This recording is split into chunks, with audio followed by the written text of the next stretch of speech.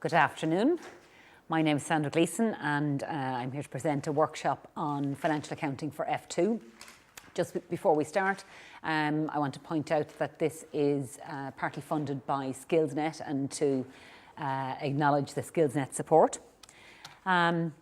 So first thing I wanted to point out to you was an overview of the syllabus. The syllabus is a very important document, and it is important that you go to the website and you read through the syllabus so that you understand exactly what topics are examinable and the extent to which they're examinable.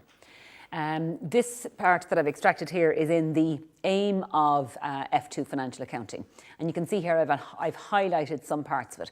Basic principles of financial accounting. So there are more advanced financial accounting papers to come, so this is at the foundation level, and that's important to be aware of.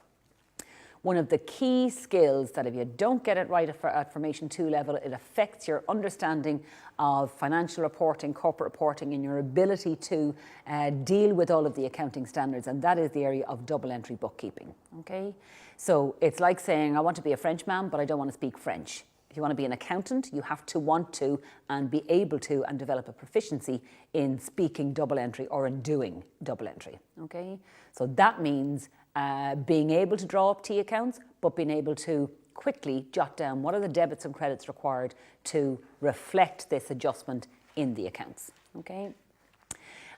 Also, as part of the course, you're expected to develop ability to prepare and analyse and report on financial statements. So we'll see that the primary financial statements comprise a statement of comprehensive income, a statement of financial position, and a statement of cash flows. So you need to know what techniques do I need to be able to prepare those? What understanding do I need of accounting standards and accounting principles in order to be able to prepare and present those correctly?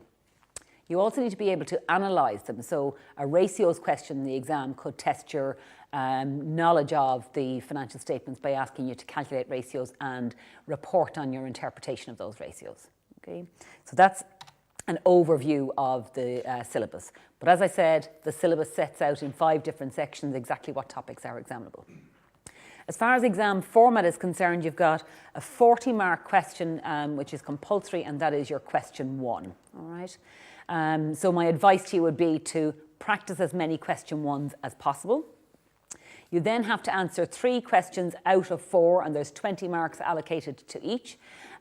So if you decide that you want to answer 4 questions, you've got to indicate to the examiner which 3 you want to be marked. Otherwise, the examiner will pick the first 3 questions. Okay. Also, if you're answering 4 questions, you haven't spent enough time on the other questions. Okay.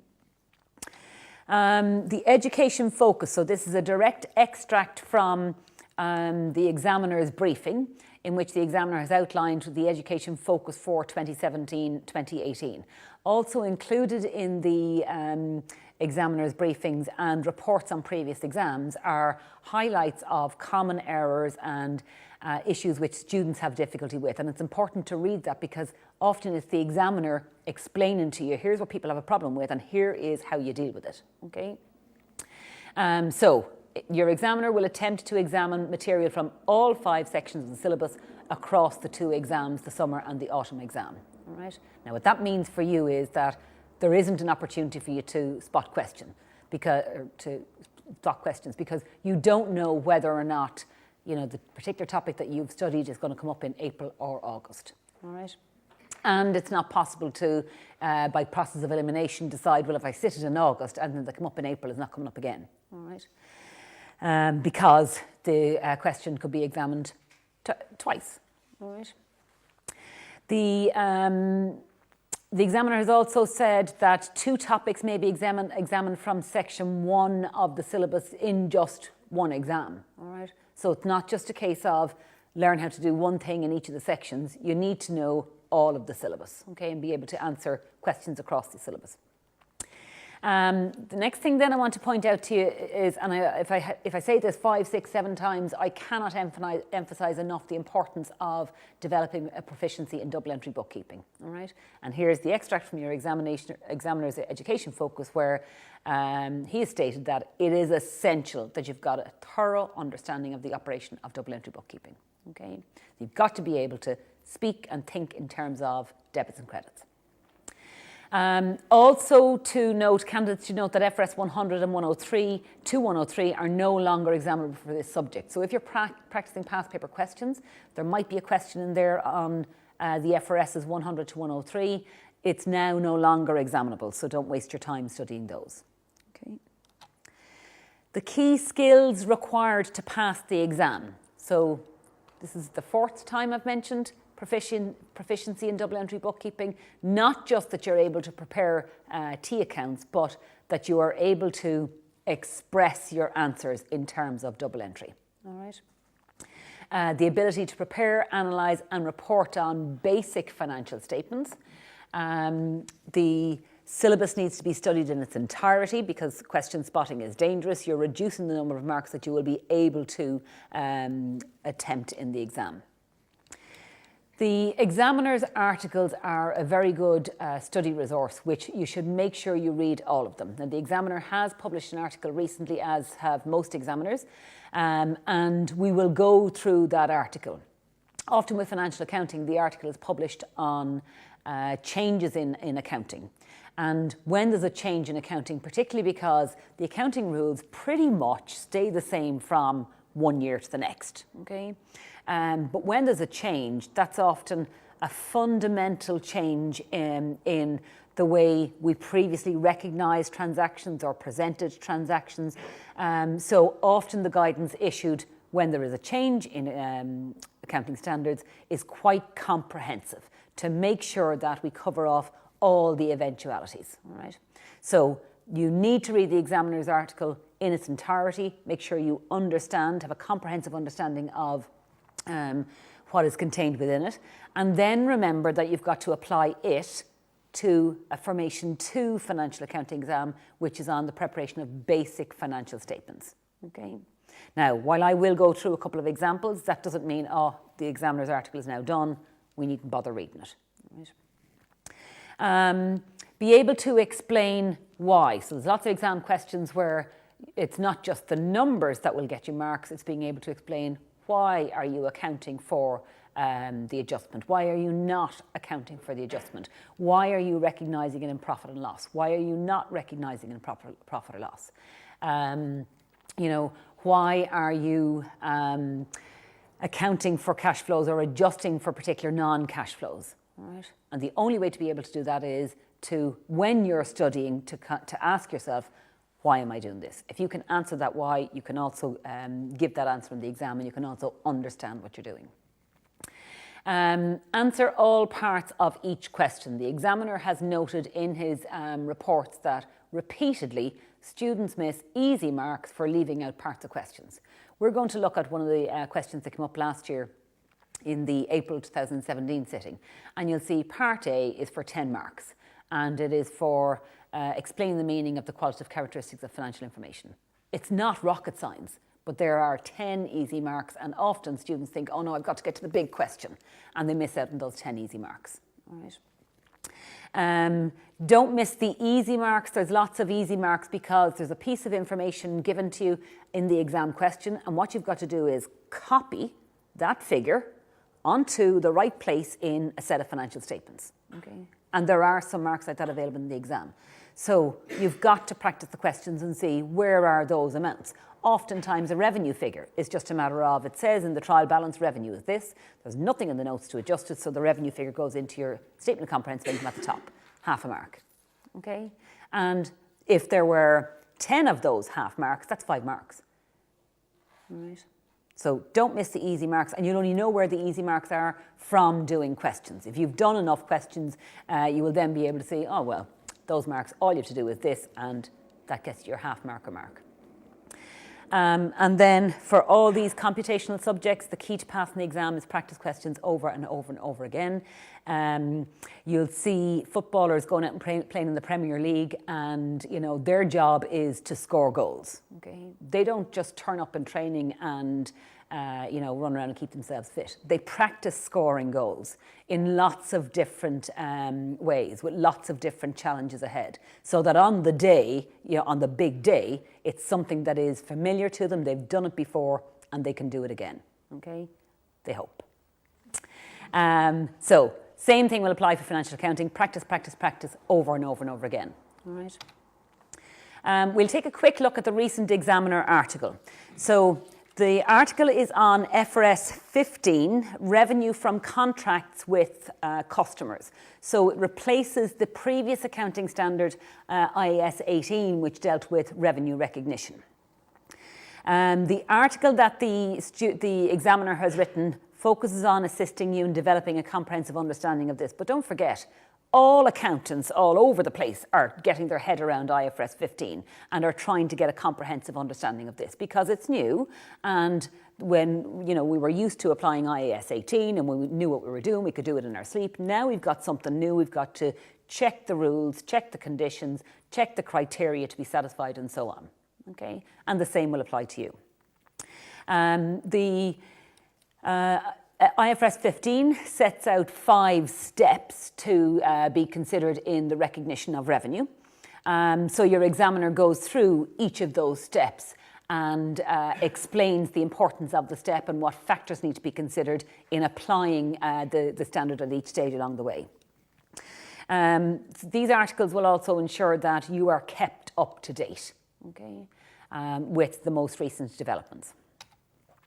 The core principle then of IFRS 15 is that we want to ensure that entities recognise revenue so that the revenue figure depicts the transfer of promised goods or services. Okay? So what do we sell? Goods or services. When we're recognising those sales in the financial statements, we want to make sure that that revenue figure reflects consideration that the entity is expected to or entitled to receive from the promise of those goods or services. Okay? That word promise there means that I don't have to have received the cash. And that's an important aspect of the accruals concept. So IFRS 15 is consistent with the accruals concept. Okay? Let's have a look in more detail then at the 5 steps. So, first one, identifying the contract. 2, performance obligations. 3, determine the transaction price. 4, allocate that transaction price to the performance obligations. And 5, recognise revenue when performance obligations have been satisfied. All right. 5 steps. If I were you as a student, what I would do is I'd skip to the last one. Okay, now I don't mean skip to the last one, we're going to go back, but let's look at what is step 5. What's the task I'm trying to achieve at step 5? I want to recognise revenue, so we knew that that's what IFRS 15 was about, that's its core principle. So I want to recognise revenue when, so that's at a point in time, or as over a period of time, that the entity satisfies a performance obligation. Okay? So the other 4 steps then are all the preliminary tasks that are involved in being able to get to step 5 so that we can now record the revenue. Okay. Step 1, identifying the contract with a customer. Right? So a contract will often have commercial substance that may be written, it may be implied, but there must be a contract of some description in order for revenue to be recognised. Okay. So if you're looking at an example and there's no contract in place, we don't get past step 1. Step 2 then is to identify the performance obligations. Okay? So let's break that up into 2. Obligations is something that we are required to do. So the entity will be required to do something, and that requirement is the performance of the contract in terms of transferring promised goods or services. Okay? Once we've identified the performance obligations, and we'll see when we get down to the detail of step 2 that a contract, so the one contract, might have a number of different performance obligations.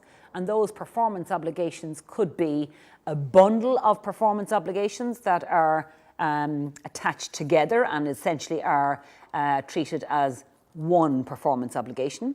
Or it might be a number of separate and distinct performance obligations. Okay? So in step 2, when we've identified whether there are one or more performance obligations and where they are, we then have to determine what is the transaction price. so that in step 4, we can allocate the transaction price to each of the performance obligations. Okay.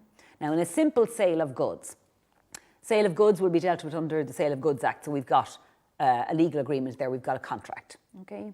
The performance obligation is I've got to deliver the goods to you. The transaction price, what am I selling it for? Allocate the transaction price, this is what I'm selling it for, this is the performance obligation, the delivery. When that's done, I can now allocate that price to that delivery. All right.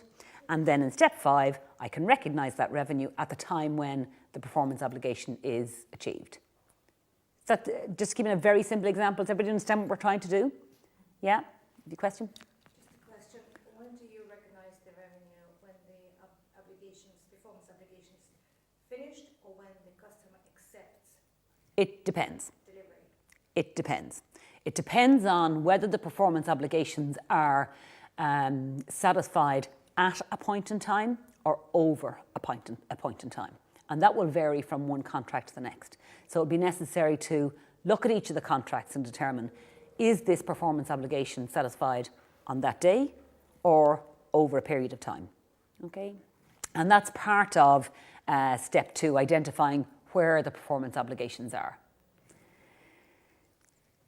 Okay, step 1 then, we said, at step 1 what we're trying to do is identify that there is a contract in place. How will we know that there is a contract in place? Usually with a contract, there's a written agreement between 2 or more parties, and that written agreement creates rights and obligations for the parties. Okay, so factors that indicate that there is a valid contract in place is that there is commercial substance to the agreement. Okay, and the agreement has been approved by the parties, and as I mentioned, that might be written, it could be oral, or it could be implied from past performance.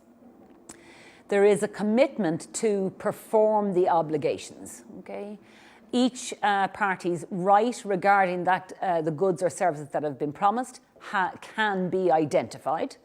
The payment terms can be identified. So it would be a little bit difficult to get past step 1 if the payment terms couldn't be identified. Okay, and then that it is probable that consideration will be collected by the vendor. Now, probable is not a word that's new to us in financial reporting. We've seen probable before. And essentially what we're looking at step 1 is we're looking at that there's an element of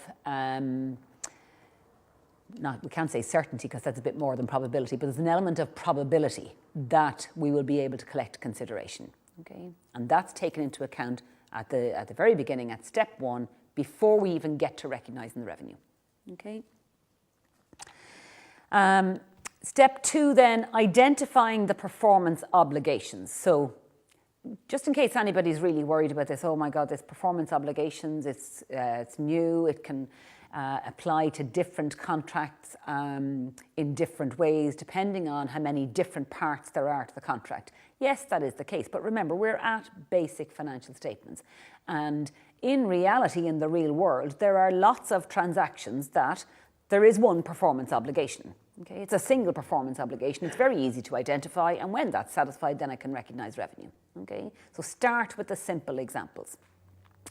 To move on then from the simple examples, what do we have to do? We've got to analyse the contract. What are the promises of goods and services, and what did we agree to in the contract that is creating these obligations? Okay, a performance obligation then, this is what we're trying to identify. It is a good or service or a bundle of goods or services that is distinct. That's a new term. Okay, we'll have to see what do they mean by distinct, all right? Or a performance obligation. So one performance obligation could be a series of distinct goods or services that are substantially the same and meet the same criteria. Okay, let's focus a little bit more on what does distinct mean.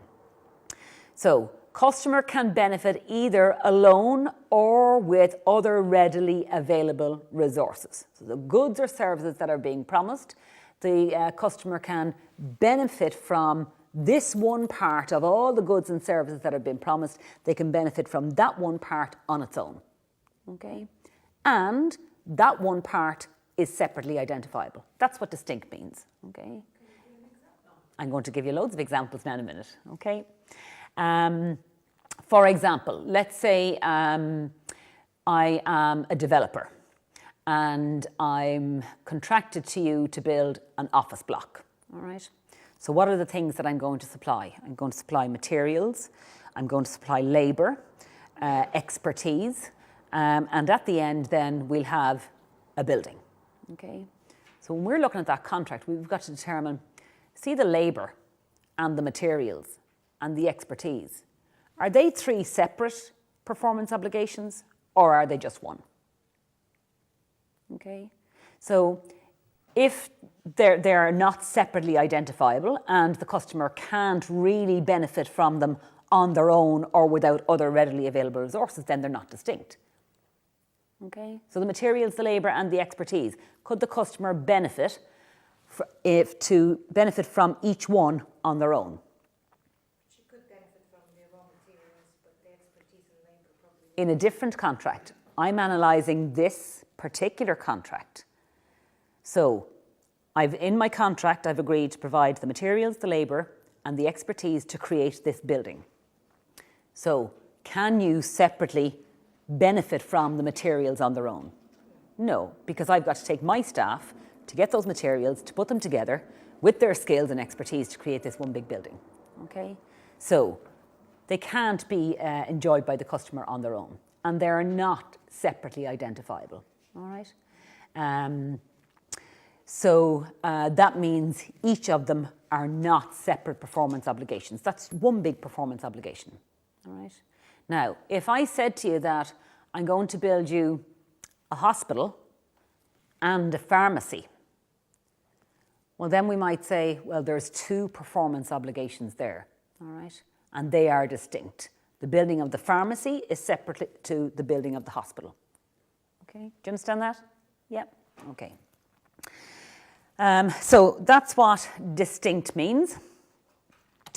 We'll have a look at an example. So this is the example that your examiner included in the article. OR Limited enters a contract with a customer to supply a license for a standard software product. So standard software product, I'm quite sure some of you are sitting there thinking of things like, oh, Microsoft Office or antivirus software. All right, so it's just a software package and it's a standalone software package. OR Limited will also install the software, provide updates to the software and technical support for a number of years. So we can see there's a number of components here, can't we? There's a piece of software, okay? Somebody is going to actually install it onto my computer. And they're going to provide updates. And they're going to provide technical support. Now what we have to try and do under IFRS 15 is identify, are they a number of different performance obligations or are they all one bundled together? Okay, so let's read the rest of the information. OR Limited, and this could just as easily have said Curry's PC World. Isn't it Curry's? Yeah. OR Limited sells the license and technical support separately. So that means I could go in and I could say, I just want to buy the license. I've already got the software, okay? Or I've got the software and the license, but I'd like to buy technical support. Right? And we can all visualize ourselves standing at the counter with the techies behind it saying, yeah, my laptop is going wrong and I just need technical support on it. Okay, so you could buy those separately. And the software will continue to operate without the software updates. Right? And lots of us know that. We've got version of software on our computer that we've become very comfortable with. They release an update and we say, no thanks, I don't want the update yet. I want to keep going with the one I'm used to. Okay. And OR Limited subcontract the installation of the software to a number of improved softwares, a number of improved installers throughout the country. All right. So our job is to identify, are there a number of different performance obligations or is there just one? What do you think? There's a number of different performance obligations, okay? So in step 2, if we've identified that there's a number of different performance obligations, in step 3, we're going to identify what is the transaction price. I then have to take that transaction price and allocate it to each of the performance obligations and recognise it at the time or as the performance obligation is satisfied. Does everybody understand that? Okay. So, are there one or many? The customer can benefit from each of the goods or services either on their own or all together. Okay. But the promises to transfer the goods and services are separately identifiable. All right. Therefore, there are a number of distinct goods or services identified, and therefore there are separate performance obligations. So there's the software license, there's the installation service, the software updates, and the technical support. We weren't given any numbers to work with there, but if they said that we were charging the customer for the whole thing, we were charging them €2,000. We would then have to work out how much of the 2,000 relates to the software license, how much of it relates to the installation, how much relates to software updates, and how much relates to technical support. And if technical support is annual, so would you spread that? Exactly, yeah. Okay. So if the technical support, say, was annual and we sold this with only 2 months to go in our accounting period, okay? Yes. Okay. We'd be recognising a corresponding liability then to acknowledge the fact that we are required to provide the customer with that technical support at a later stage. The next thing then, in determining the transaction price. So transaction price is just how much am I going to receive for this promise of goods or services when I satisfy the performance obligations. All right. So a couple of things are highlighted here. The amount of consideration that the company expects to be entitled to. All right. Now, you might think, well, surely that's ascertained up front. There's often uncertainty as to the amount of consideration that we will receive. And what we've got to do at the outset is estimate, based on likelihood, what is the most likely amount of consideration that will be received. Okay. The consideration may be variable. There may be factors outside of the company's control that will affect how much consideration we will receive. So IFRS 15 puts an onus on us to identify that at the time of recognising revenue. It's just with the technical support, so we allow for the full year, but there is no guarantee that the company could cancel the technical support halfway through the year. Is that Well, that would be. So the question I was asked was, with the technical support, whether or not the company could cancel it. When we're recognising that technical support, we would start at the time that the technical support starts to be provided over a period of time, okay? But chances are with the technical support, you'll have paid up front, okay? So in that example that we were given, the customer, I had even said, let's throw some numbers on it. The customer pays $2,000 for the whole lot, and it covers them for technical support for a year, all right? So I've received it. Is there any uncertainty there as to the amount of consideration? No, I've already got it. Okay, but we would need to consider in circumstances where there's perhaps a variable amount of consideration, where there's a time value of money to be taken into account, or where there's factors outside of our control as to how much we will receive, whether or not we need to adjust the amount of consideration that we recognised. Okay, so that's step 3. There's an example for us to look at, and this is an example taken from the Examiner's article. So T Limited sells 2,000 units of its new product to a customer at €100. Right. So straight away we see 2,000 at €100, that's revenue of 200,000. Okay. The customer is in a country that is enduring significant economic difficulty, and as a result of that, T Limited expects to receive only 60% of the agreed price. Okay. Now, T Limited has made an assessment of the most likely outcome, given the fact that these significant economic difficulties are outside of their control. And they've determined that we really only expect to receive 60% of the 100. Okay. So if that's all they expect to receive, doesn't it make sense then that the consideration is adjusted to that expectation? No, because IFRS 15 is telling you recognize this expectation now at the time when you're recognizing the revenue. So you're adjusting the revenue figure. Okay. So was there a contract? Yes, the contract was to, it was a promise of goods, so it was to sell them some goods. Many of them, 2,000. What were the performance obligations? We had to deliver 2,000 goods. Okay. Transaction price?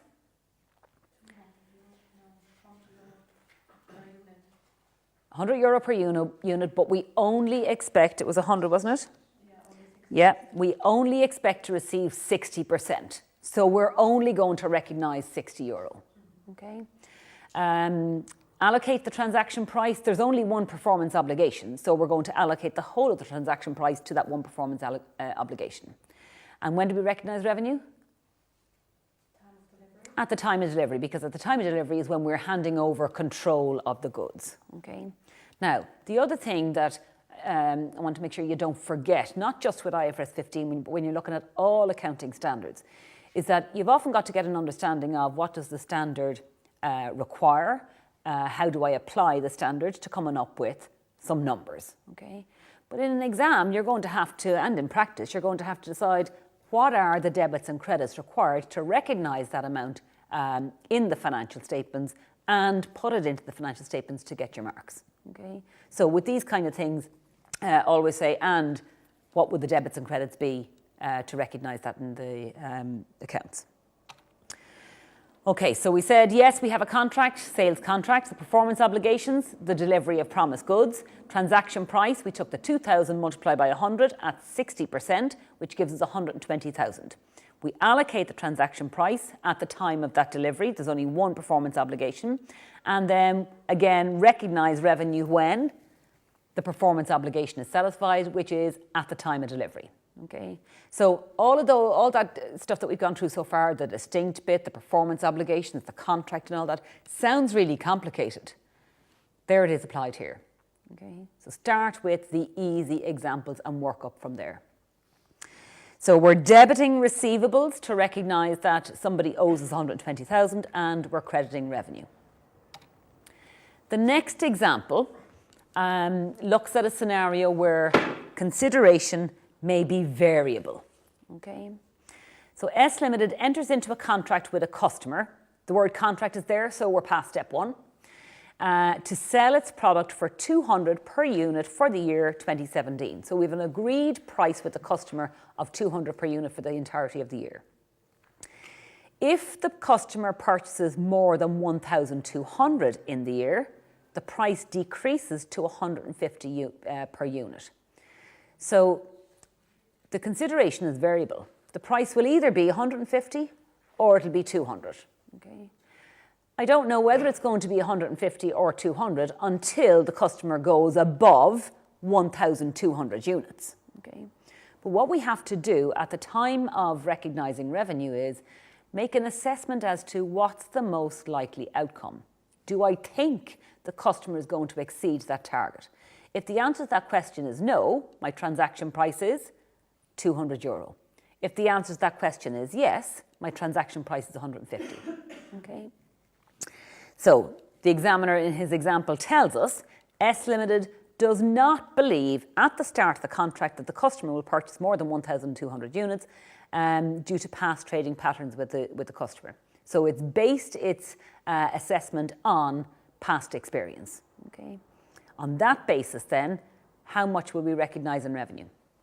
That shouldn't be a euro sign beside the 600, that should be just 600 units. So what's the price that we're going to recognise? 200. So on the 30th of June 2017, we're going to deliver 600 units and we'll recognise revenue at 200 per unit.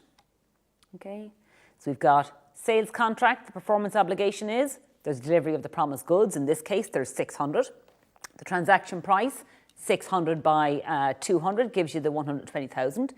We allocate the transaction price to the delivery of the 600 units, which is just one performance obligation, and we recognise revenue when that performance obligation is satisfied. Okay, so debit receivables, 120,000, credit revenue. Any questions on that? And that's not the end of the example, there's more on it, but on that bit so far, is that easy? Yeah. Yeah, okay. The next bit. On the 1st of October 2017, the customer orders a further 500 units. How many units are we at now? 1,100. The agreement was the price is 200 per unit if you buy 1,200 in the year, but if you buy more than 1,200, the price will be 150 per unit. Okay. So at the 1st of October 17, we haven't reached the 1,200, but there is uncertainty there, isn't there? I don't know. Are they going to exceed the 1,200 or not? What do we have to do? Make an assessment. Okay. What is the most likely outcome? We're on the 1st of October. They haven't got everything for the year. All it will take is an order of another 100 units and they've met that target. Okay.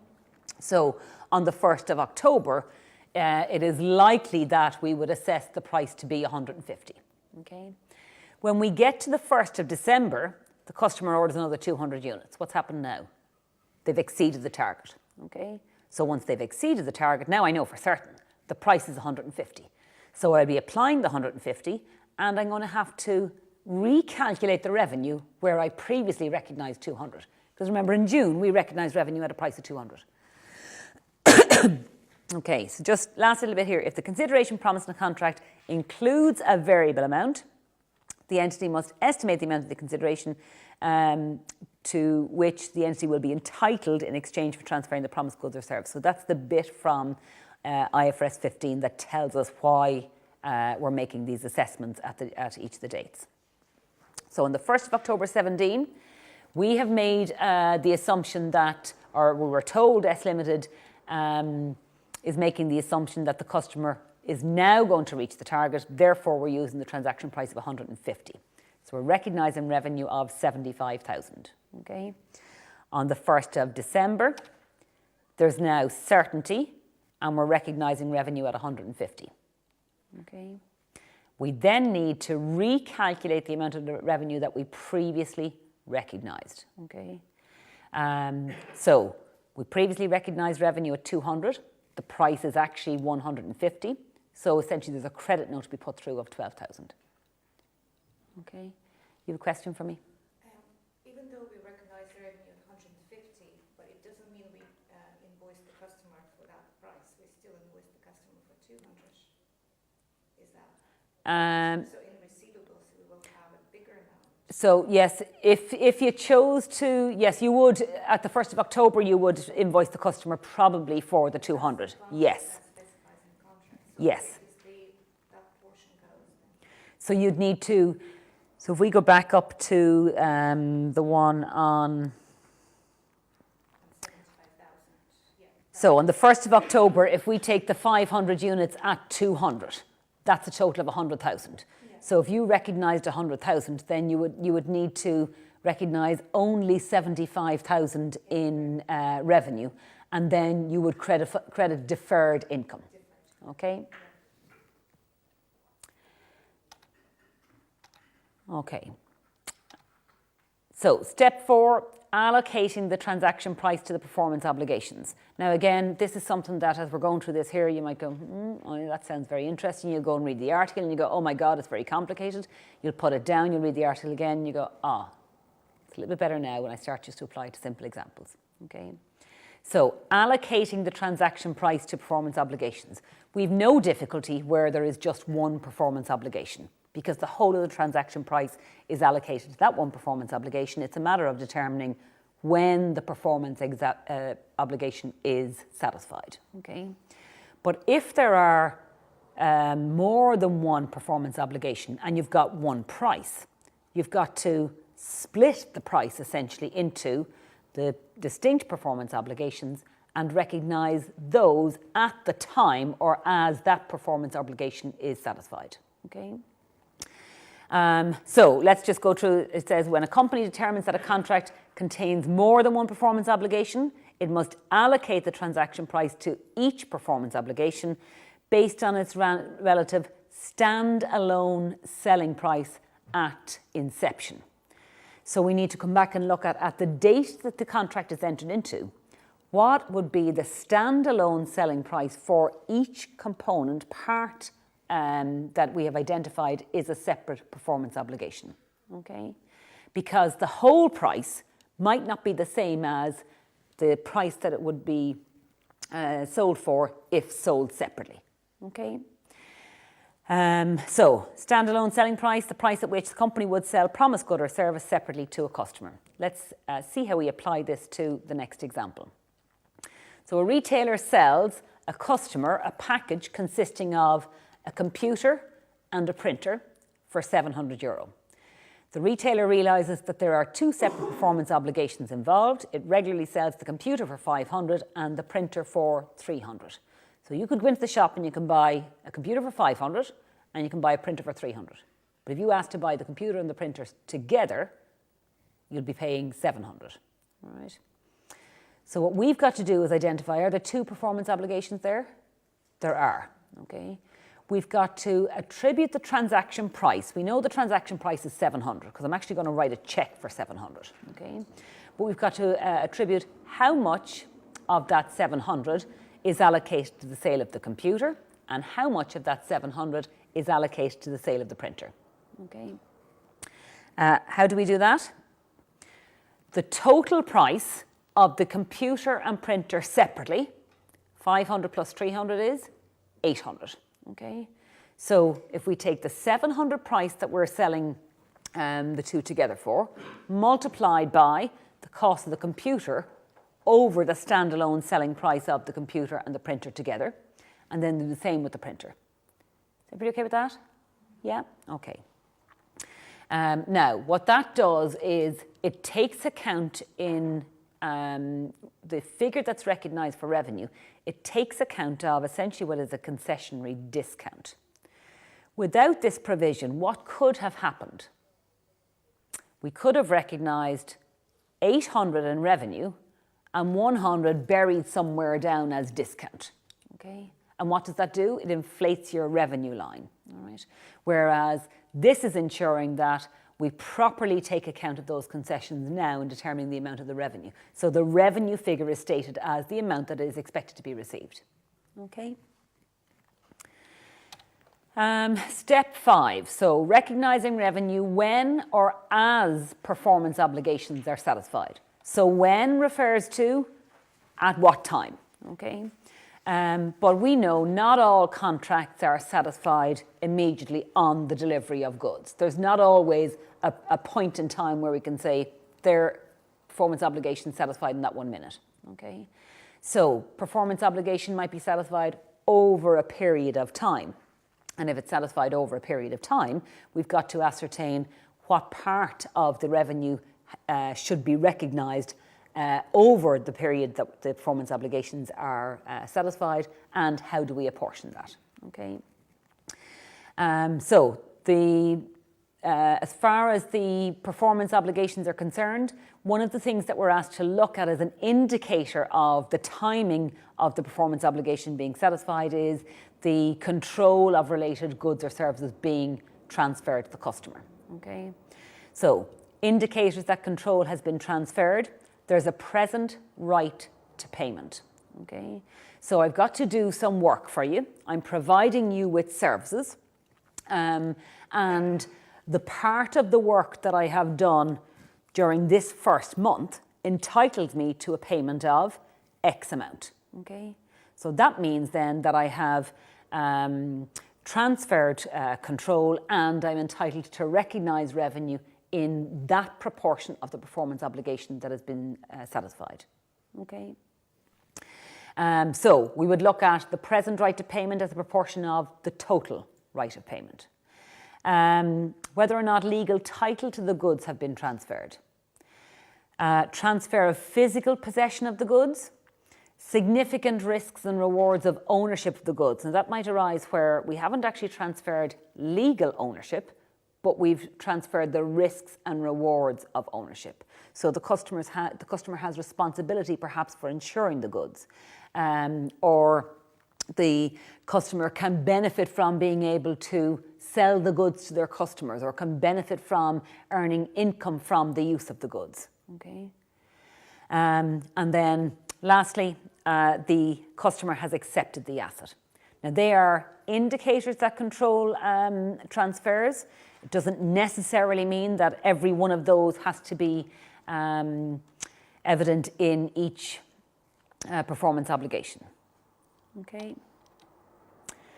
That is IFRS 15. I know that seemed very quick, but to be perfectly honest with you, the nature of the standard is that you do have to read down through the article, obtain an understanding of it, and then come back and look at the examples and see how, well, that's all we were doing at step 2, or that's all we were doing at step 4. We were trying to work out what is the amount of the price to be allocated here. And then once I know that, when can I recognise the revenue? All right. The next thing I want to look at then is the preparation of financial statements. Okay. So this is one of the areas where it is essential that you gain a proficiency in preparing the financial statements, that you've done so many questions over and over by the time the exam comes, that it's not something that you're scared of. It's something that you can work through methodically and present your answers in a way that it's going to make it easier for you to earn marks. Okay. The question that I'm going to look at is the question that came up on the last April exam paper, question 1. So I think they were given out. If you want to take that question out, and we'll have a look down through it.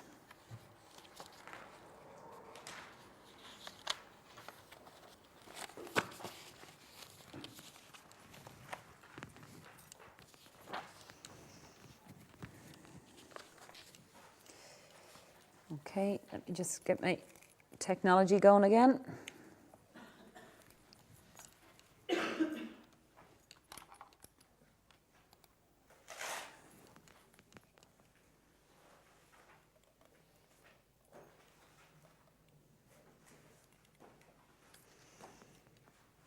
Okay, so do you remember I said to you that there's often some easy marks in the exam? Here's an example of Part A, identify and discuss the main qualitative characteristics of financial statements, for 10 marks.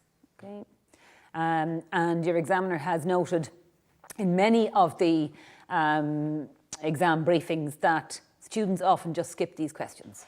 Okay. And my own experience, what I've often heard is, oh, did you study the theory? Why would you leave something out that you think is going to come up in the exam?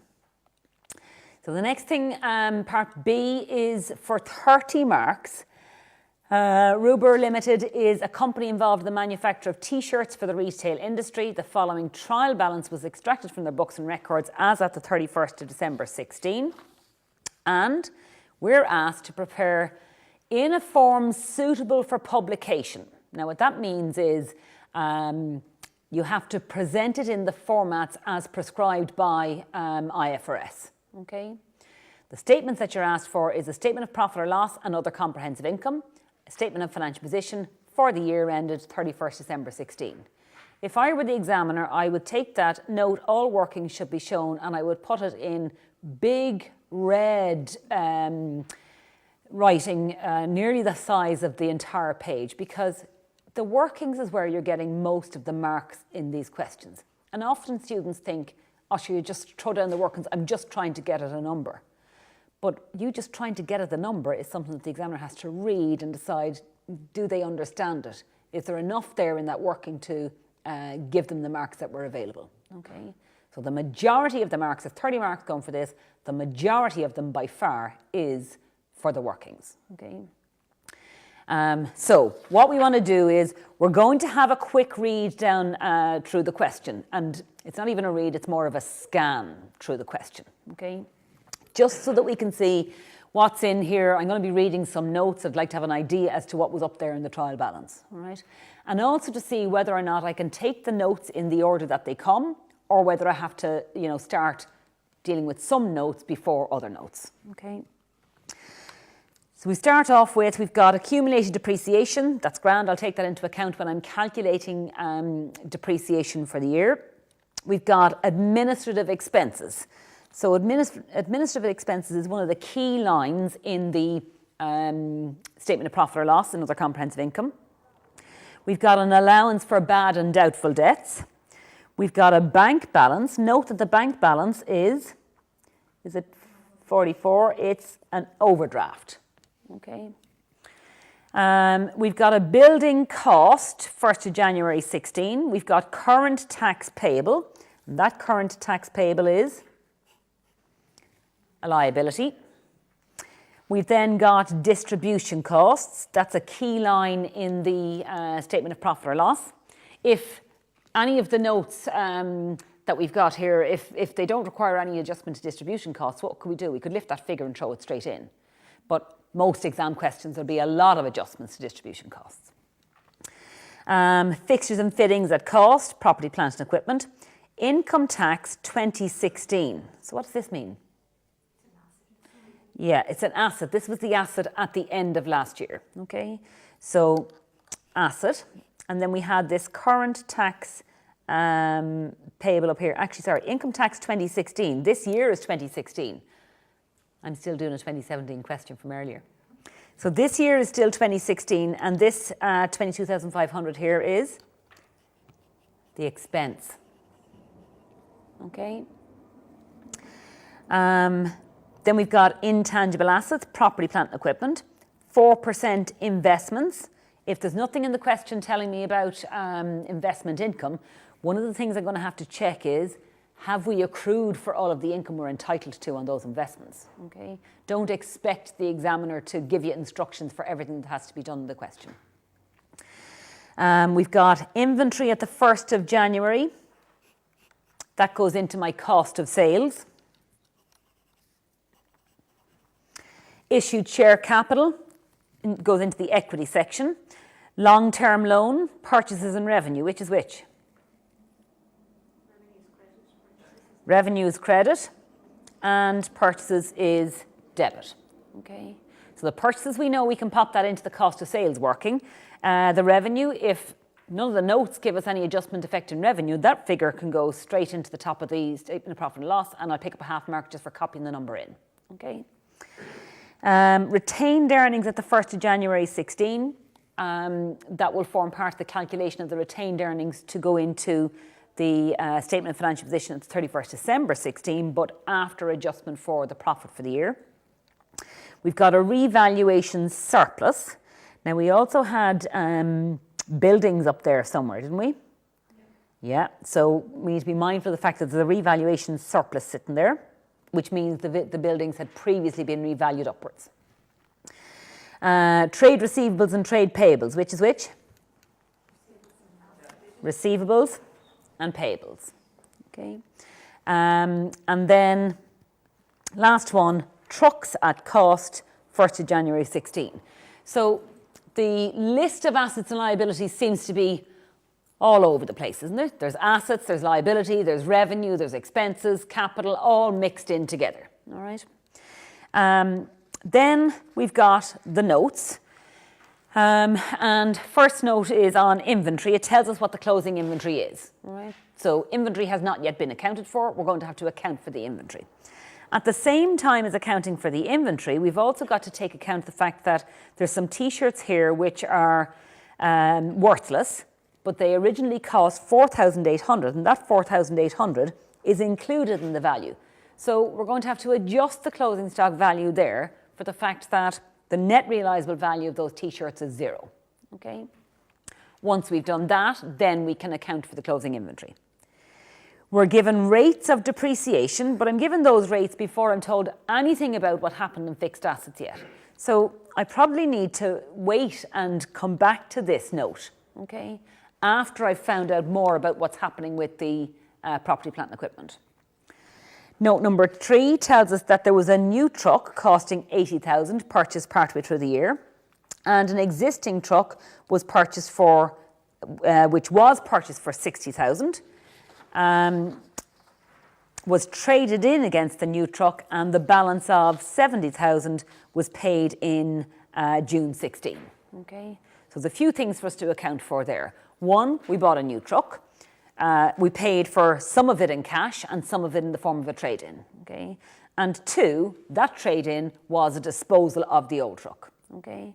So quite a few things to be taken into account there before we start calculating depreciation on the trucks that are left, okay? Then we're told the building was revalued to 1.3 million on the 1st of January 16. What did we see in our building at cost? We had building at cost was 1.8 million. And then up here we had accumulated depreciation of 440. Okay.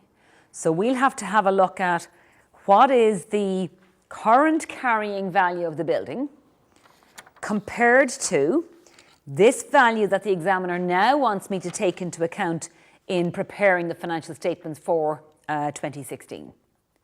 We've got to deal with that adjustment first, then we can deal with the depreciation. Okay? And we're told the depreciation is to be over 30 years, taking account of a residual value of 100,000. Okay? So notes 3 and 4 are going to have to be completed before we tackle note number 2. In February 17, where is February 17?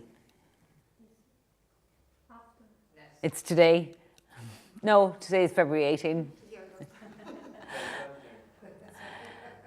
So where's February 17 in relation to the job that we're doing for this company? Yeah, so it's after the end of the year, okay? So after the end of the year, the 4% investments had declined to 100,000. Do I go back and change the financial statements at the 31st December 16 for that information? No. No. Okay, so it's a non-adjusting event, okay? And it's a non-adjusting event because it doesn't give me additional information about the value of those assets at the 31st of December 16. It tells me what they're worth now afterwards, okay? Now, we may need to disclose that in the notes of the account so that we're providing additional information to the users. But I'm not going to go back and change the value of the financial statement of the 31st December 16. Why? The correct value at that date was as they are in the trial balance, okay? But I need to tell the examiner, I'm not just going to ignore that. I know not to make an adjustment, okay? And that was also another reminder, 4% adjustments, do they account for the income in full that has been earned? A tax payment was made in December 16 amounting to 20,000. Now, we could flick back up through the trial balance and see is there anything there showing us that that was recorded. But all of these payments that we're getting information about, they're not recorded, so we're going to have to adjust for those. We've then got to provide for the balance of the investment income owing. And this is the part in the question you see where this examiner is really nice because they knew I was under pressure for the exam and they were making sure I didn't forget about some of the easy marks. Okay. Next thing then we've got is Ruber Limited received and recovered a 4,000 bad debt previously written off in December 16. The allowance for doubtful debts should be set at 4%. So there's two things to account for there. One, a bad debt recovered. And 2, 4% allowance for receivables. All right. Intangible assets includes an internally generated brand worth 20,000. So, expense, why? Because the internal know-how cannot be capitalized. Yeah, so internally generated intangible asset brand can't be capitalised unless very strict criteria are satisfied, which is unlikely. Therefore, it's to be written off as an expense. Okay, so whoever prepared this trial balance obviously hadn't studied that standard. All right. And not that in the pretend world of exam questions. And that's sometimes what the technique that examiners use is, you know, here's a trainee accountant or here's somebody that's been out sick for a while and hasn't really been aware of what's been going on, and they give you all the adjustments for you to fix it. Okay. And then after adjusting for that internally generated brand which has to be written off, we've got to amortise the intangible assets over 10 years. Okay, so whatever's left will have to be amortised. And then expenses are to be allocated evenly between distribution costs and administration expenses. All right. So this is something, if you hadn't read the question and you had just started at the top, you would have all your journals set out and got to the end and realised, oh, I was supposed to split all the numbers. And you'd be going back scribbling with your pen that rubs out or your pencil or whatever it was you decided to use. Okay. But thankfully we got to the end of the question and we saw the note. So I'm going to start with the workings. And as much as possible, we're going to try and go in the same order that we were given the information, except I can't deal with note number 2 until after note number 3 and 4. Okay. So note number 1.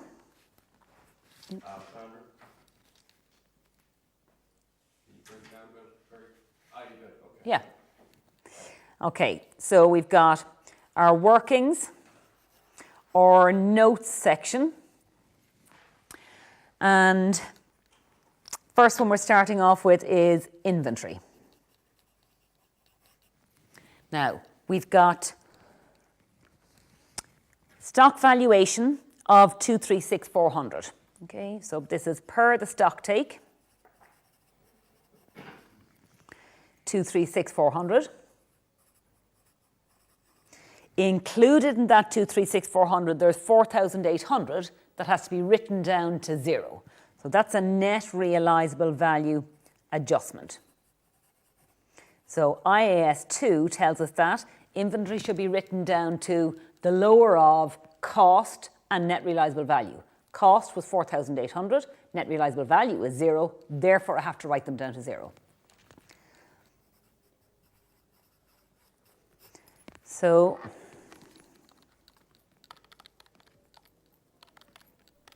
that gives us 231,600. That's the amount of inventory that I'm now going to account for as closing inventory. Debits and credits, hugely important. Every time you tackle something, ask yourself, what's the debits and credits for that? Okay. So I want to recognise the asset of closing inventory on the statement of financial position, and I want to reduce cost of sales by the amount of closing inventory. How do I do that?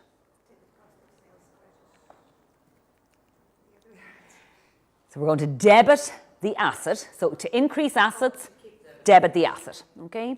So we're going to debit the inventory asset on the statement of financial position and credit cost of sales. We've already figured out the amount. It was 231,600.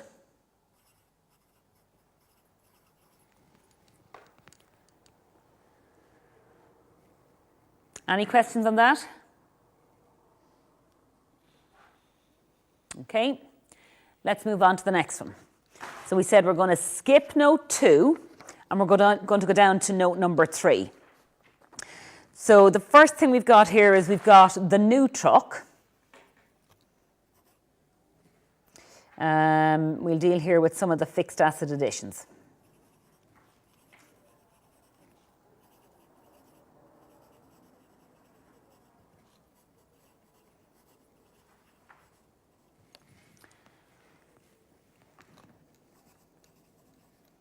Okay, the new truck, we want to recognise an asset.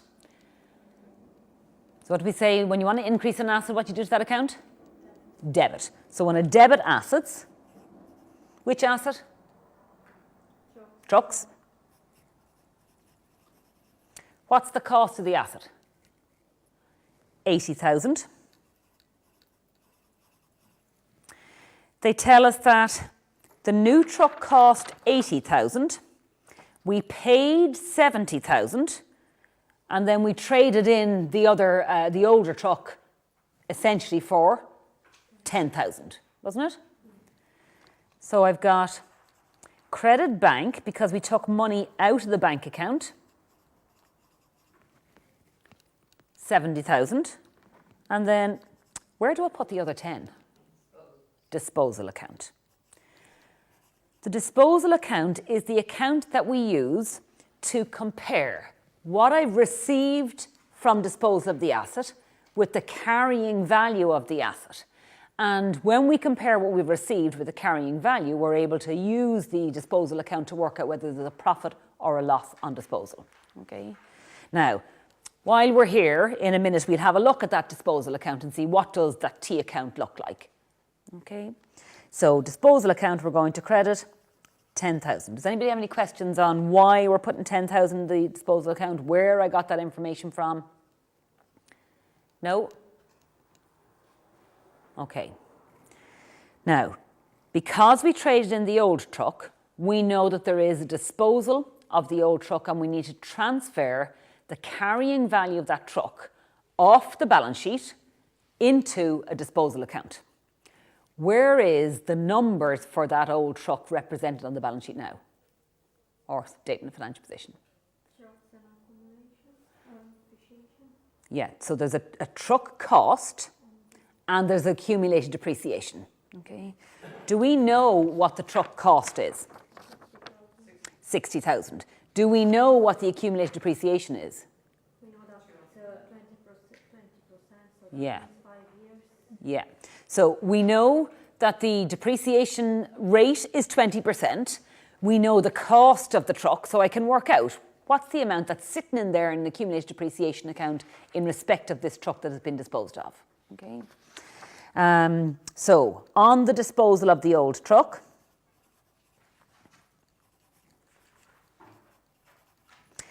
we want to debit the disposal account, credit the cost account, and debit the accumulated depreciation account with net book value. We know cost is 60,000. We can calculate depreciation. So we bought the truck in June 2012. We're told that there's full year of depreciation in the year of purchase and none in the year of sale. So in 2012, we charge 1 full year. 2013, 2014, 2015. That's 4 years. Do we charge any in 2016? No, because we're making the disposal in 2016. Okay. So 60,000 multiplied by the rate of 20% multiplied by 4 years. And that gives us 48, isn't it?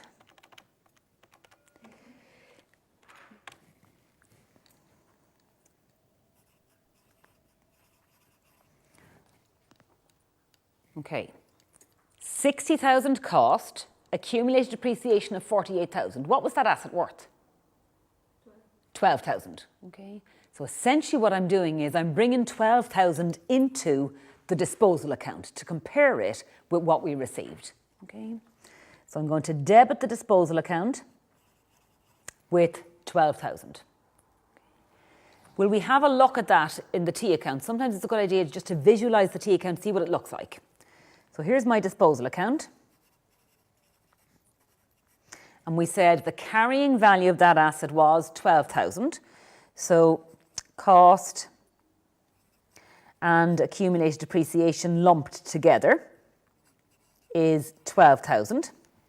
We'd already made an entry in the disposal account for the trade-in value.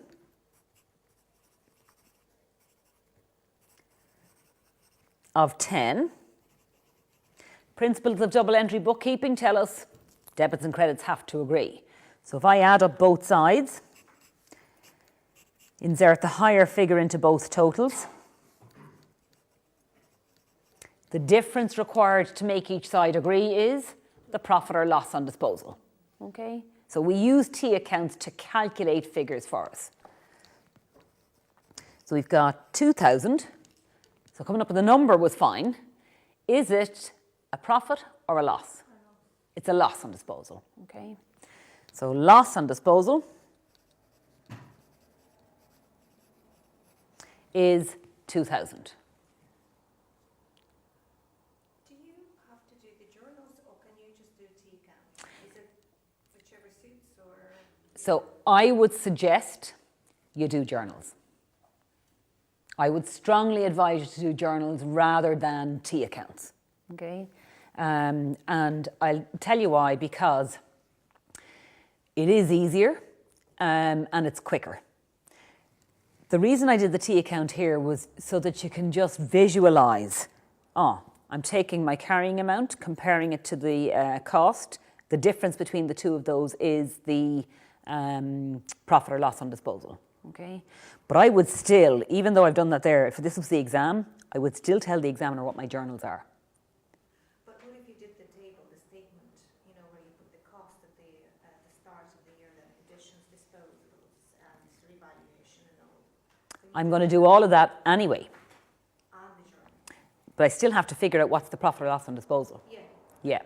And the reason I still have to figure it out is because there's a journal entry to be done and there's an expense to be recognised in profit or loss. All right. So the best course of action, and your examiner would agree, and your examiner presents the solutions like this as well, is set out journal entries. Okay. So the journal entry that is necessary here, what have I just done in the disposal account? I've just credited it, haven't I? With 2,000. So the debit is to profit and loss. Okay. So I'm going to debit expenses. Now, isn't it lucky that I read that very last line at the end of the question where it said split all expenses between admin and distribution? Okay. Because I have to take this 2,000 and split it evenly into the two headings. Okay. So I'm going to debit expenses, the admin expenses, with 1,000, and the distribution expenses with 1,000. And then the credit, which I've shown here in the T account, is 2,000.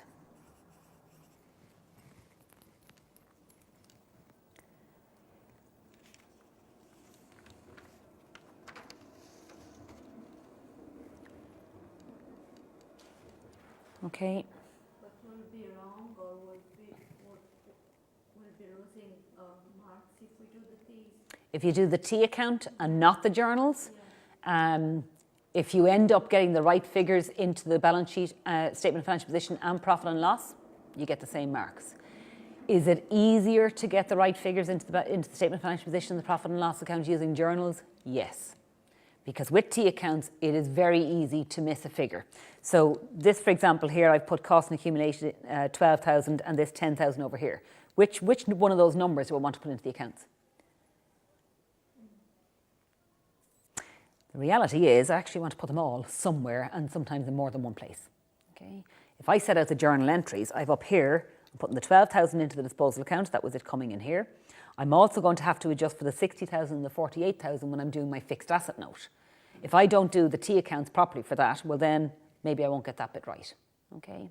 I've also recognised that the profit on or the loss on disposal here is 2,000, and that has to be split between administration and distribution expenses. Okay. So if it's a case that there's something in an exam and it really makes no difference which way you do it, you're going to end up with the same answer and they're both one method is as good as the other, I would say to you, sure, whatever you want. Okay. But the reality is that it's easier to leave things out with T accounts than it is with journals.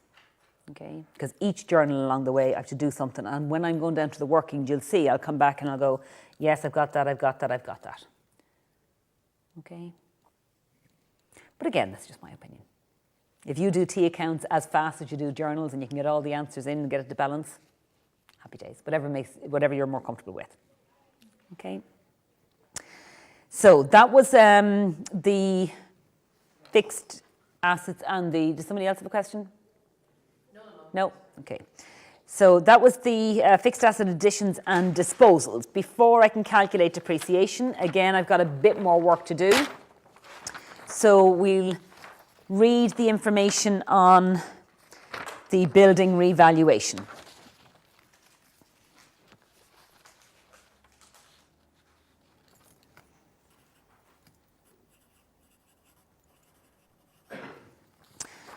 The first thing I want to do is have a look at what's in the trial balance. We'd already marked these. We said the building in the trial balance is currently 1.8 million of cost minus accumulated depreciation of 440. So currently the value of that building is carried at 1.36 million. The examiner said it's only worth 1.3 million at the 1st of January. Okay, so we need to write it down.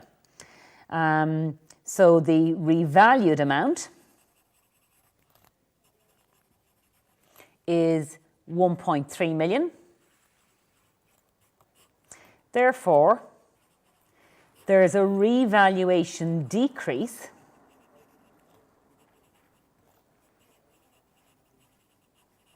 of 60,000.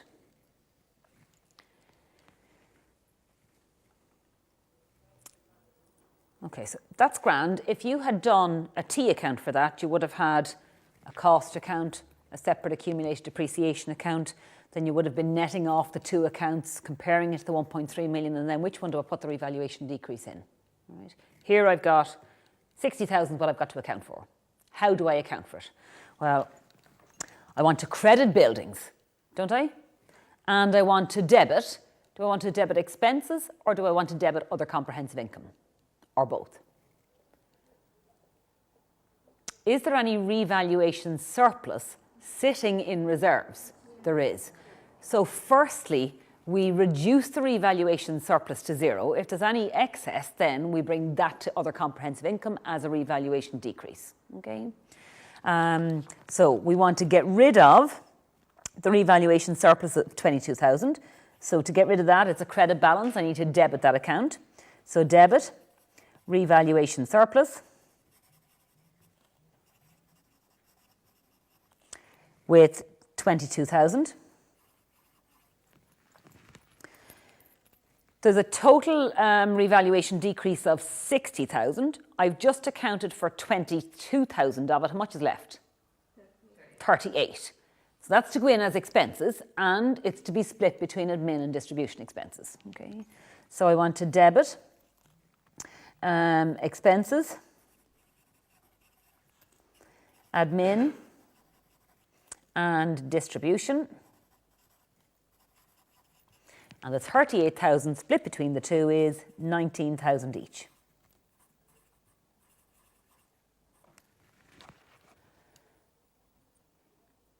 Okay.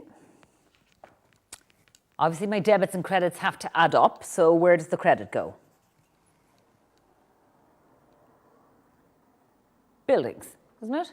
It's the buildings accumulated depreciation account, but just buildings, because I'm going to bring the whole lot of those into one working.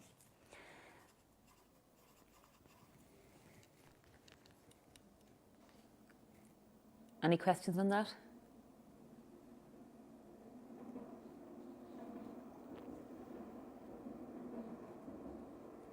Okay. Now, are we ready to calculate depreciation? Yes. And what I would do is, instead of doing one big working to calculate depreciation and then starting all over again with a different working to bring together all the figures that we've just worked on for property, plant and equipment, I'm going to do the two at the same time. Okay. So we'll take it slowly so I don't lose anybody on the way.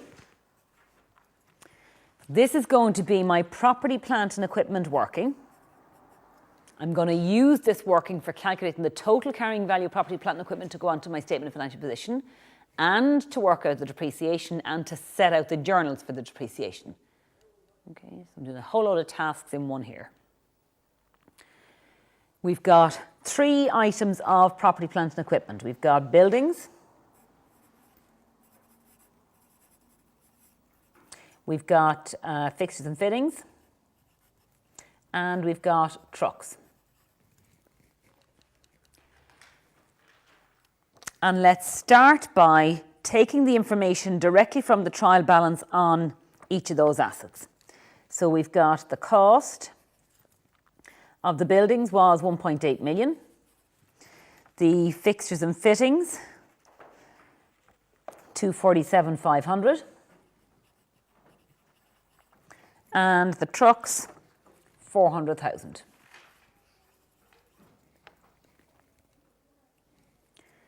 The accumulated depreciation, again, these are just copied from the trial balance into this working. So accumulated depreciation on the buildings was 440. On the Fixtures and fittings, 124,500. And on the trucks, 211.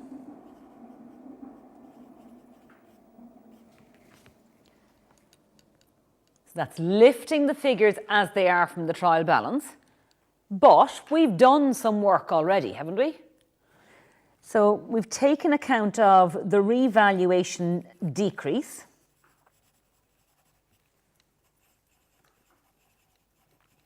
And the revaluation decrease was 60,000.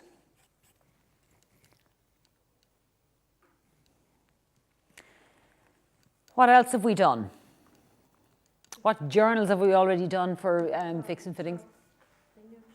Yeah, so we had an addition.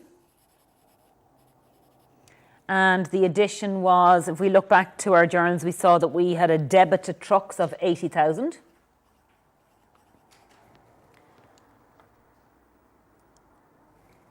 And then there was a disposal. And if we look back to the adjustment we made on the disposal, we said credit the cost account with 60,000, debit the accumulated depreciation account with 48,000. But haven't I got the two of those shoved together? So I'm going to do the same with these. I'm just going to push those two together. When I take 60,000 of a credit and 48,000 of a debit, what's the net amount? 12,000 of a credit. So I want to credit trucks with 12,000 being the carrying amount of that disposal. So that's 60 minus 48 is 12.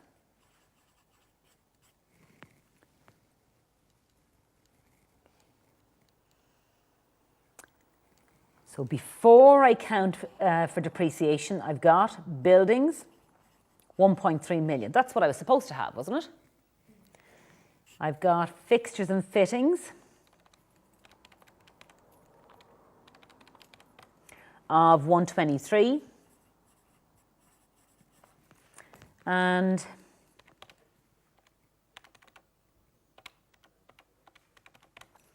I have 257 of trucks.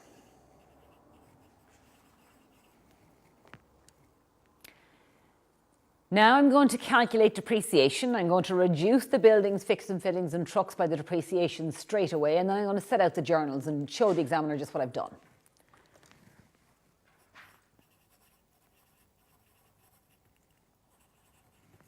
What's the rate of depreciation on buildings? Or what is the depreciation method to be used? Straight line. And we're told the cost is, or the revalued amount is 1.3 million. The residual value is 100, and the estimated economic life is 30 years. So we want 1.3 million minus the residual value of 100,000 divided by 30 years.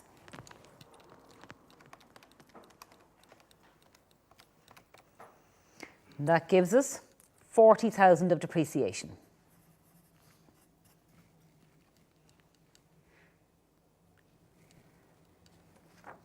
We're told to depreciate fixtures and fittings on a reducing balance basis. What does that mean? Yeah, so it's 20% of the carrying value. Okay. Carrying value we've just calculated here is 123. At 20%,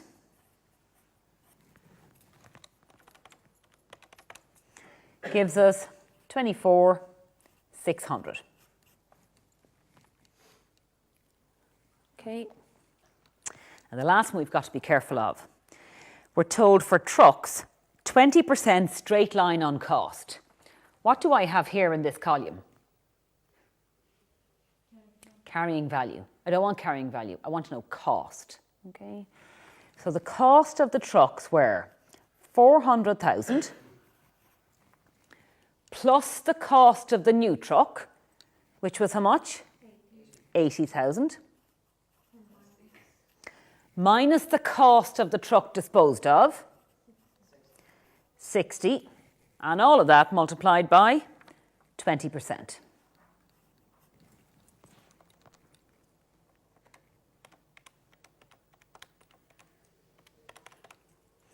And that gives us 84,000.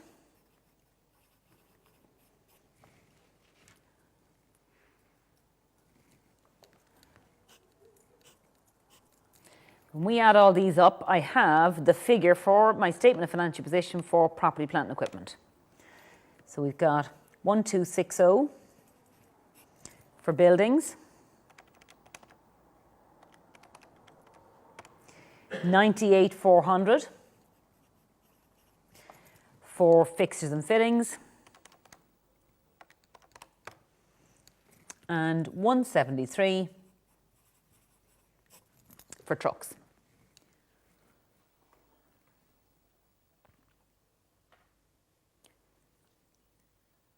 Now we did calculate depreciation in there, and I've got to make sure that while I have adjusted the carrying value for the depreciation, that's one side of the journal entry, that's the credit, I do still need to complete the debit entries and adjust for or recognise the depreciation as an expense in profit or loss. Okay?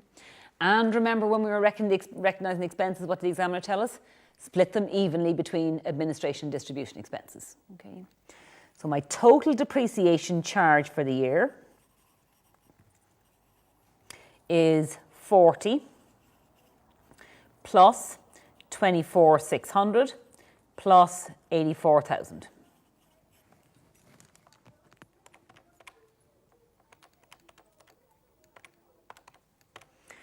That's 148,600.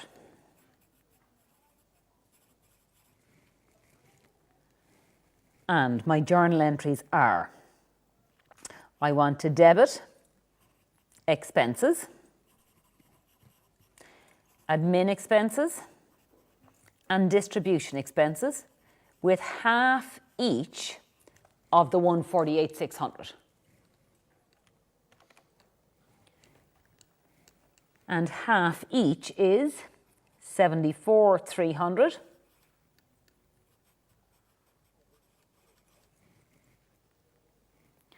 And then I want to credit accumulated depreciation. Now I'm being very cheeky here, aren't I? Because I'm just going to throw one figure in. I've shown you which ones I'm reducing the accumulated depreciation by, okay? And I'm under pressure for time in the exam. I've only got 30 marks for this and I have other questions to answer. So there you go.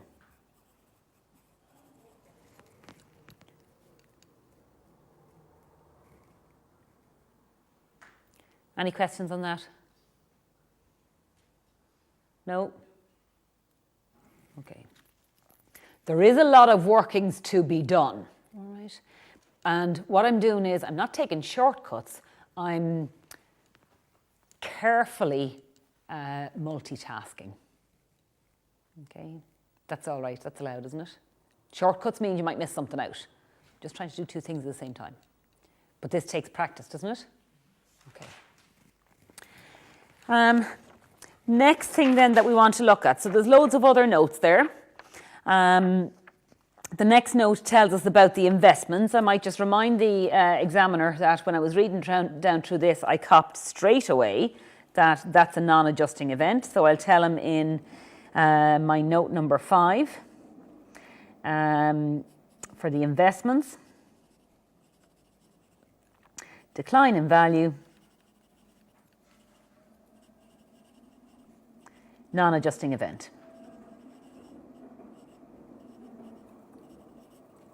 Okay. Now, if you read the examiner's solution, you'll see the examiner probably gives an explanation. Why is the examiner giving an explanation? Because it's providing a tutorial solution. So when students are reading the solutions, they'll say, oh, that's why he didn't account for the fall in value. Okay? It's to make the solutions easier to be read by somebody who hasn't written them. Right? In the exam, that's enough. That decline in value, I'm not going to do anything about it because it's non-adjusting. Right? If I wanted to show off, I could say IAS 10. Okay. Next note then, the tax payment was made in December 2016. So that was before the year end. They wrote a cheque. The examiner doesn't tell me that it has been accounted for. So I'm left to assume that it hasn't been accounted for. And therefore, I am going to credit bank and debit the current tax account. Okay. So this is working number 6.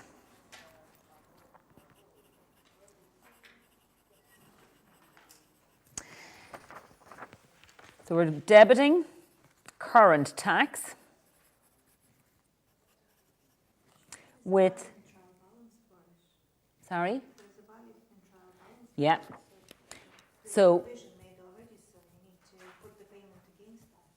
yeah, but watch what happens when we, whether that's an asset or a liability, when we debit that account, it's going to reduce the amount that's already sitting there and create an asset.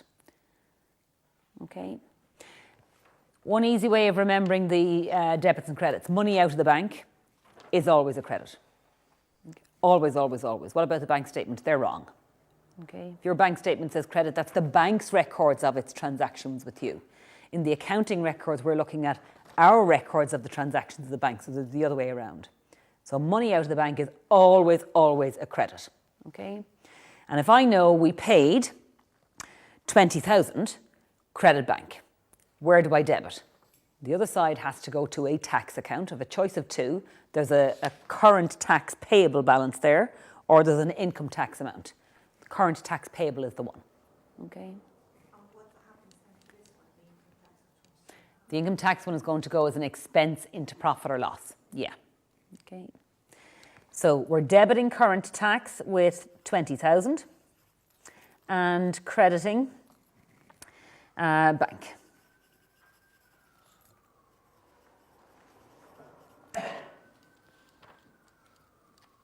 Just for tutorial purposes, let's have a quick look. What does that T account look like?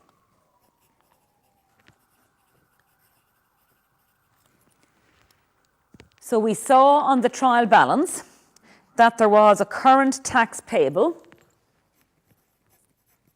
of 3,500.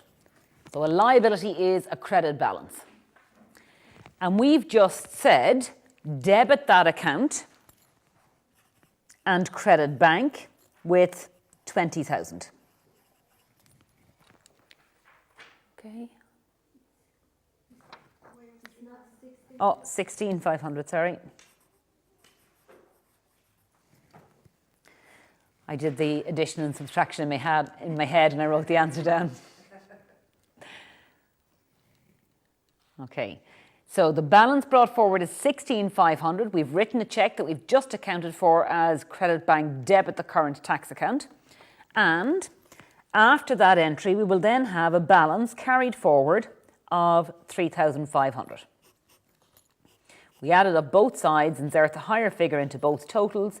Difference required to make each side agree represents the balance on the account.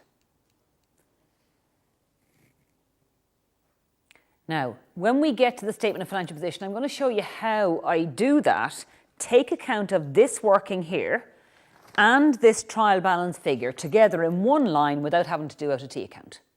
Okay?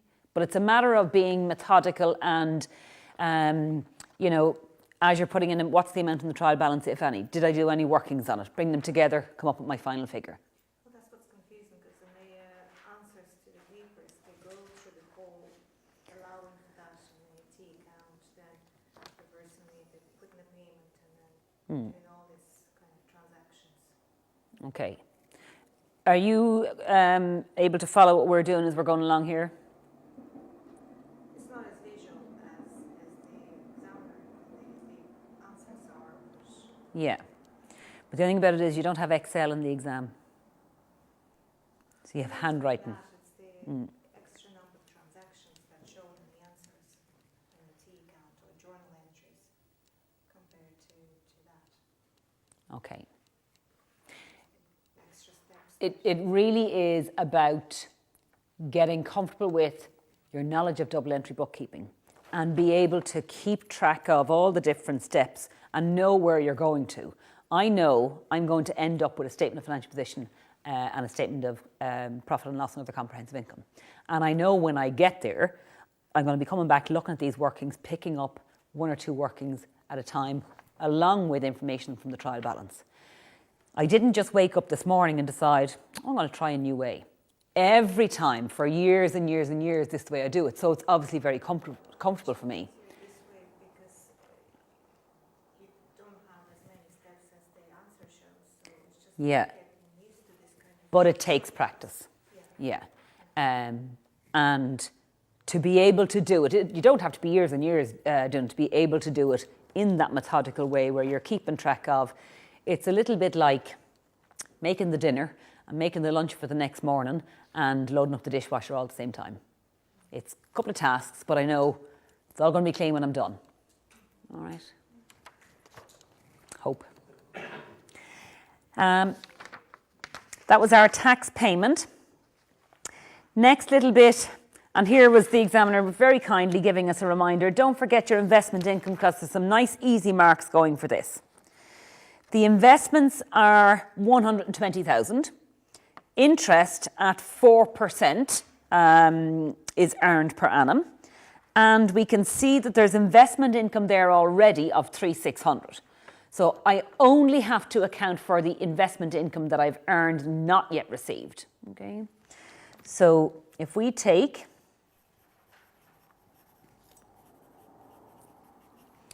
we've got investment income per annum is 120,000 multiplied by 4%. And that should give us 4,800, is it? Yeah. We have already received, and it's sitting in there in the trial balance, the amount of investment income received of 3,600. So there's another 1,200 that we have earned, not yet received, that has to be accrued for.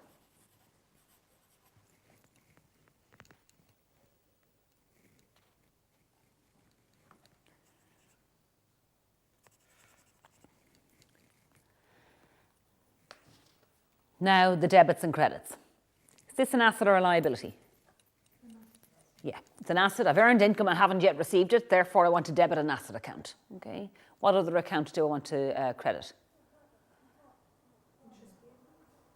Interest income, because we've income that we have earned and not yet received.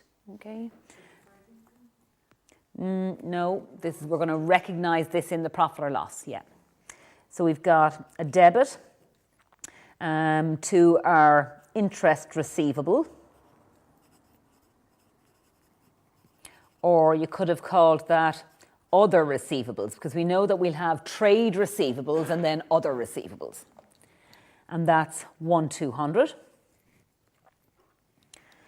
And then I want to credit investment income. That's in the P&L, 1,200.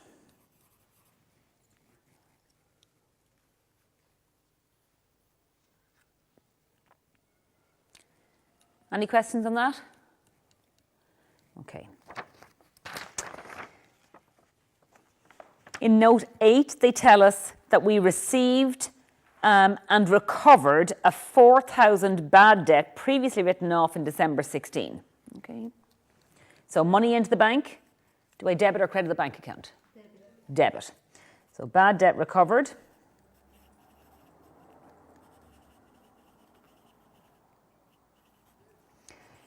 Debiting bank with 4,000 and crediting where? You could credit bad debts, or you could show it directly on the face of the profit and loss. Okay, so credit, we'll call it bad debts if there's any. Was there any bad debts? No, so there's no bad debts in there, so we'll be crediting bad debts recovered. Once I get 4,000 of a credit into P&L, what I call it really is Whether you call it bad debts and it's in there as a credit or bad debts recovered, it's not going to make any difference. And it's still a split between admin and... No, I'm going to actually show that on the face of it on its own. I could split it between admin and distribution expenses if I wanted to, okay? Because the examiner said split all expenses. This is kind of the reduction of a bad debt expense, but I don't really have a bad debt expense, so no. In an exam question, if you've got bad debts and this is being offset against the bad debts amount, you would do that first and then put the net in, okay? That's that 4,000 done. The next thing then, it tells us in the same note, so we'll do that in here, we'll do the receivables at the same time.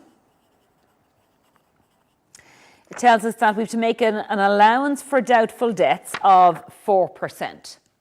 I need to look at the TB and see currently what is the receivables balance. The receivables balance is 289,500.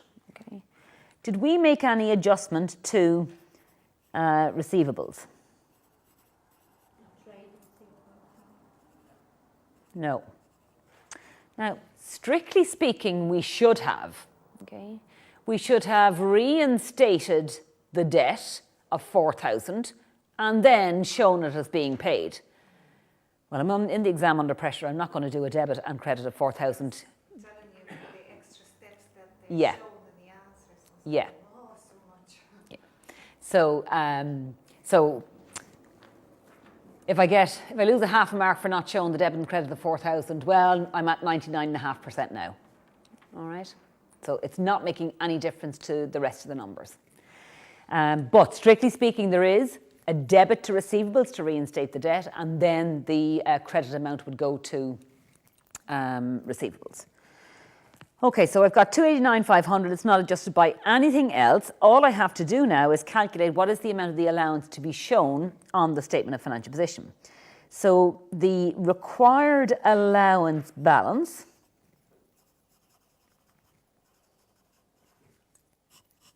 is 289,500 multiplied by 4%.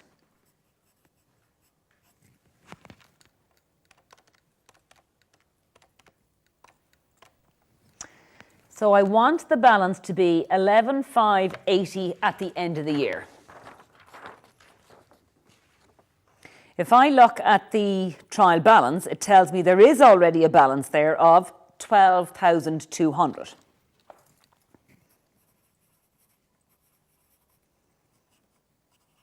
So I want to decrease the balance by how much?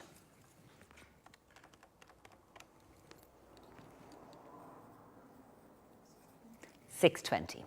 Right.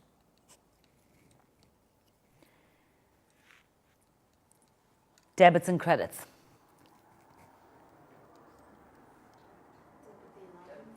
Debit the allowance.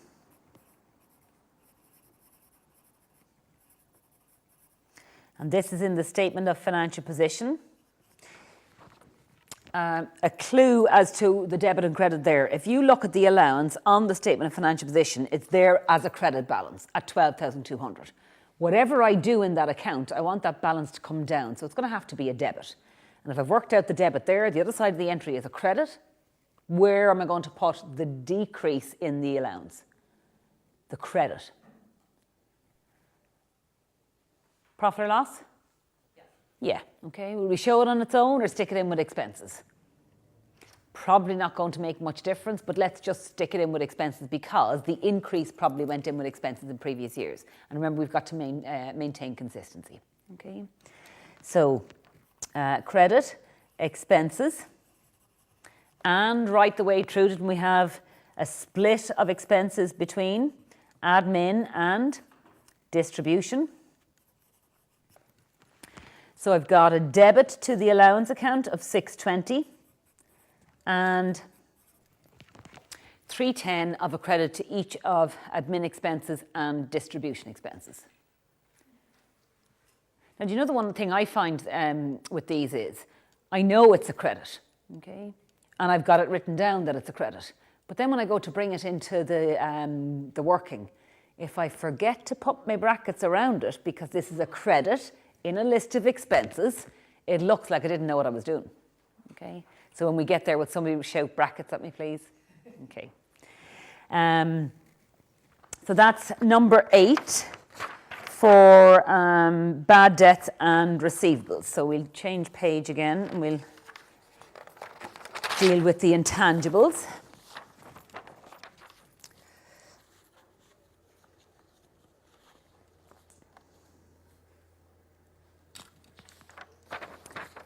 All right, we're told the intangible assets that were internally generated. So this is working number 9.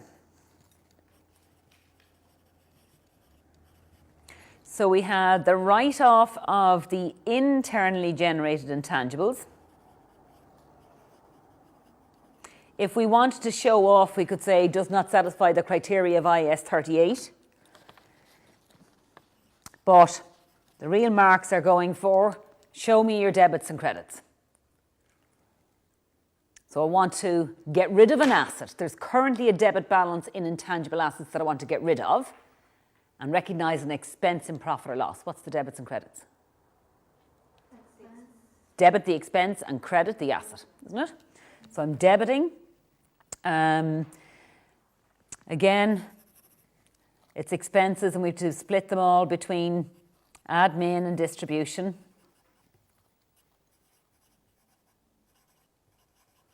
And then credit the asset, intangibles. So the amount, 20,000, and splitting that evenly, 10,000 for admin and 10,000 for distribution.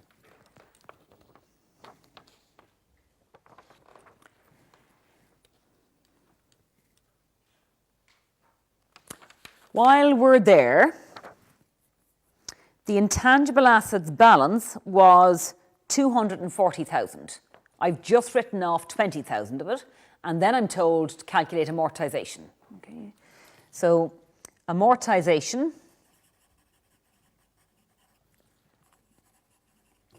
will be based on 240,000 of intangibles minus the 20,000 that I've just written off, and amortize over 10 years.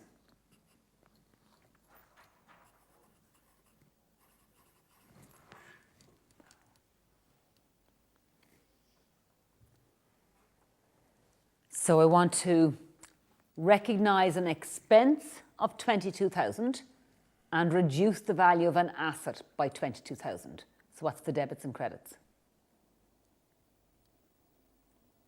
Debit the expense, yeah, and credit the asset.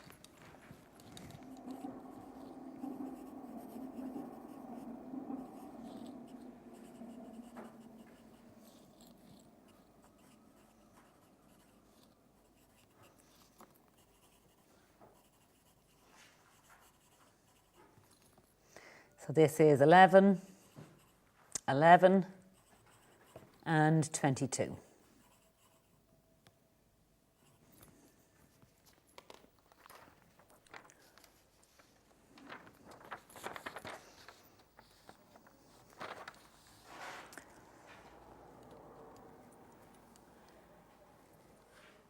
Am I ready to start pulling together the profit and loss account or statement of profit and loss and other comprehensive income and the statement of financial position? Nearly. I've made a lot of adjustments to expenses. I also know that calculation of cost of sales takes the opening stock plus purchases minus closing stock. So rather than having, flicking back and forward between them, let's just do that working now, because you'll always have to do that working, okay? Schedule 1 as per year, schedule of the cost as per year 1. Do you do or? I wouldn't even do it in accordance, it's just a working, okay? So you want a working with 3 columns, 1 for cost of sales, 1 for admin expenses, 1 for distribution, and then you want to put in what's in the trial balance and then show all the workings. So we'll be flicking back and forward. Anything that we adjusted expenses we'll bring into this working, okay? So we're going to take our time in this so that you can see your own workings rather than trying to follow mine, okay? So this is our working for all of our expenses. And we know that we've got cost of sales, admin, and distribution.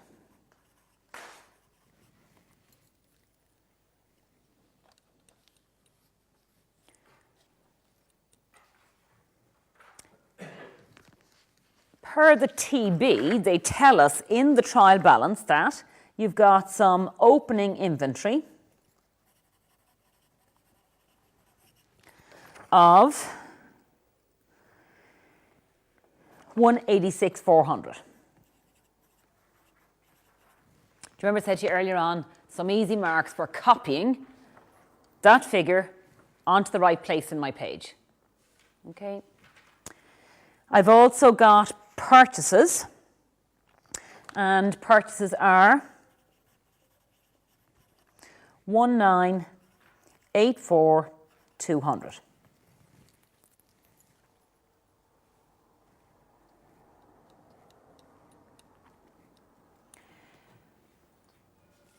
Also on the TB, there are admin expenses up the top of the page of 345,781.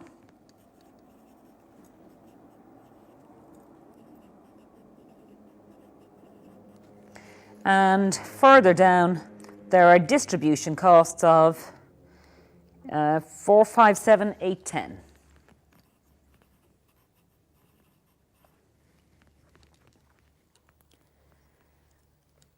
Okay, this is where we want to take all of our workings.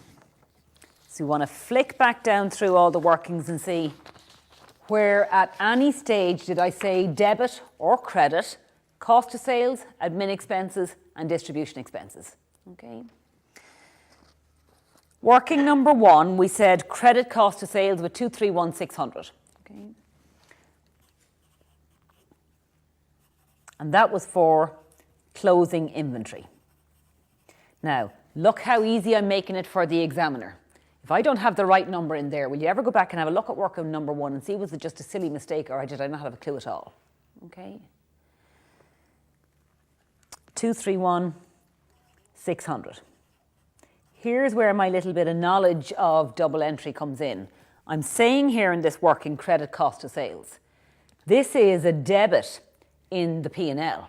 So this credit here is going to reduce the overall cost of sales, isn't it? Okay. Move down to the next journal, set of journals. Anything there for cost of sales and admin or distribution expenses? In working number 2?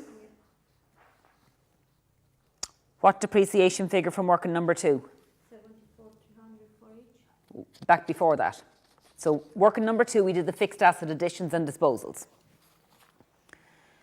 And in working number 2, we said debit admin expenses with 1,000 and debit distribution expenses with 1,000 for what? The loss on disposal. So I am going down through anything for expenses and cost of sales. No, until I get to something and then I'm bringing it into my working. Okay. So here I'm saying from working 2, we've got, this was the loss on disposal.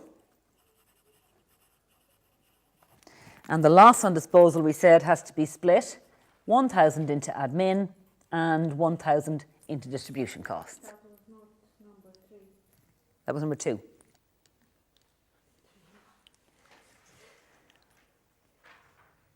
Or maybe I didn't put a number beside it, did I not? No. Okay. The other thing is that in my previous working, I said debit the expenses. These are debits. When I debit these, I'm increasing the admin and distribution expenses. Okay. Continue on down in working number 3. Anything there for expenses? There we go. We've got the revaluation decrease, 19,000 each to admin expenses and distribution expenses. Now, it is a good idea, tick them off. All right. Do not tick them off in red in the exam because you're not allowed to use red in the exam. All right. So from working number 3, there was the amount of the revaluation decrease that we said had to be recognised directly in profit or loss. Again, these are debits, so they're going to increase expenses. Okay. And the examiner gets to here and thinks, what's this 19,000 about? They can go and have a look at working 3 and see, was I half right? Okay. Continue on down through my workings. So there's a whole load of stuff going on in property, plant and equipment. But one of the things I was very careful about is I said, don't forget, write down your journal. Why? That's what you come back looking for. Okay. So my journal down here was debit admin expenses with 74,300 and debit distribution expenses with 74,300. Okay. And I was very cheeky. I just added them all up and did one big journal. 99.5%. All right. So working 4, the whole shooting gallery of depreciation, 74,300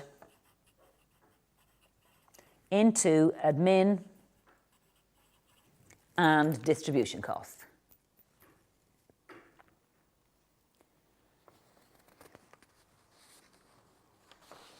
It's probably helpful, little tick along beside that saying, yes, I've taken it into it work and I don't need to worry about it again now. Note number 5, we said, no need to worry about that decline in value, it's non-adjusting. Note number 6, anything there to go to those expenses? No. Note number 7, nothing in the expenses. Note number 8, yeah, so we said down here, there's the 310 decrease in the allowance for receivables, okay? Working 8, decrease in allowance. 310, they are credits. This is a list of debits. I'm putting credits in here, so that's going to reduce the overall amount.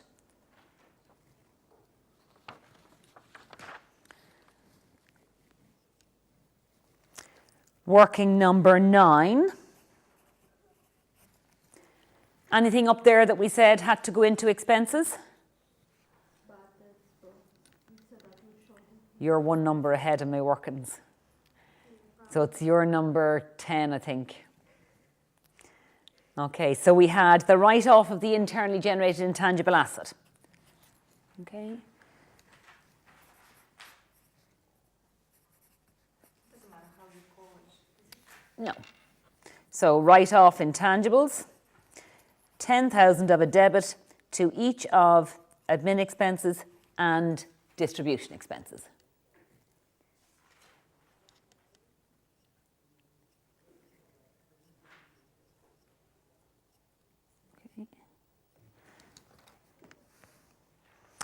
Also in working number 9, we had amortization of 11, each for admin and distribution.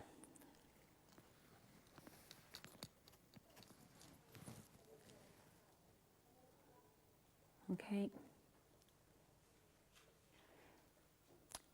So isn't there a little bit of comfort knowing that I've gone down through this working, and while I was going through this, I was gathering up everything that I had already said and was sure about as I was going along was to be recorded as an expense. Okay. All I've left to do now is total this up.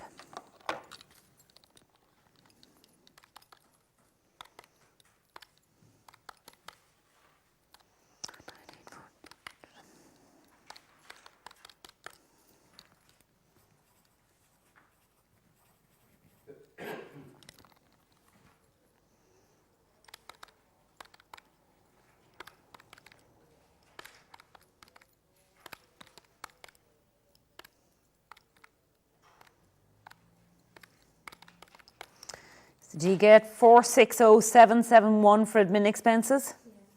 Thank you.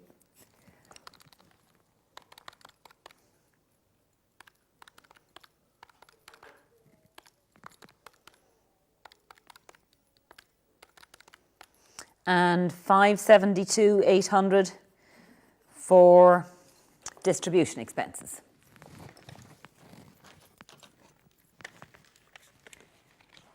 You could start setting out your statement of profit or loss and other comprehensive income now, and the statement of financial position, but sometimes what I like to do is just have a flick back. Was there any other one working that there was a lot of adjustments to that'll save me a bit of time, and I can just calculate the final figure now? There was one that we adjusted a lot. What one was that? Can anybody think? Yeah, one line. There was quite a few adjustments to bank, wasn't there? Yeah. So it's no harm. Now, if we didn't bother doing it here and we were in the statement of financial position and we thought, oh, too many numbers, it's just a matter of flicking back, okay? But it's no harm to get into the habit of, right, I've got all the big work done now, just before I go and start the statement of financial position and statement of comprehensive income. Is there anything that we had a fair bit of work on? So we did do a fair bit of work on bank. So let's take that. In the bank account, or in the trial balance, the bank account balance was a credit. So we had, per the TB, the overdraft was 44,000.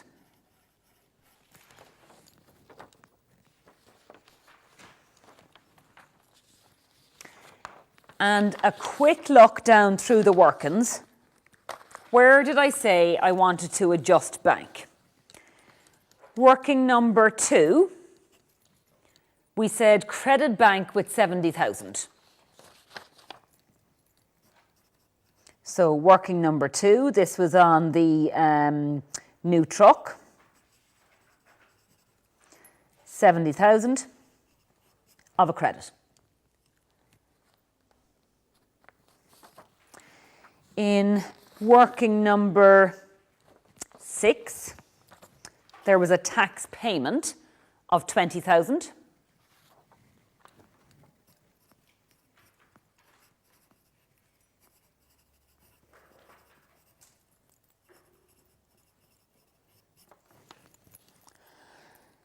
And then in working number 8, there was 4,000 of bad debt recovered.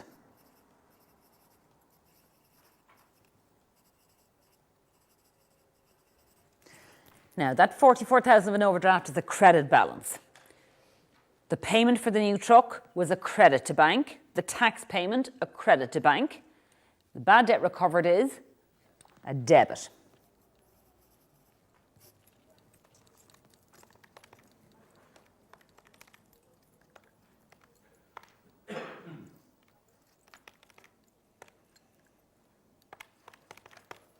And that gives us 44, 70, 20, 130. Can somebody check that for me, please? Yeah. Thank you. So that's 130 of an overdraft balance.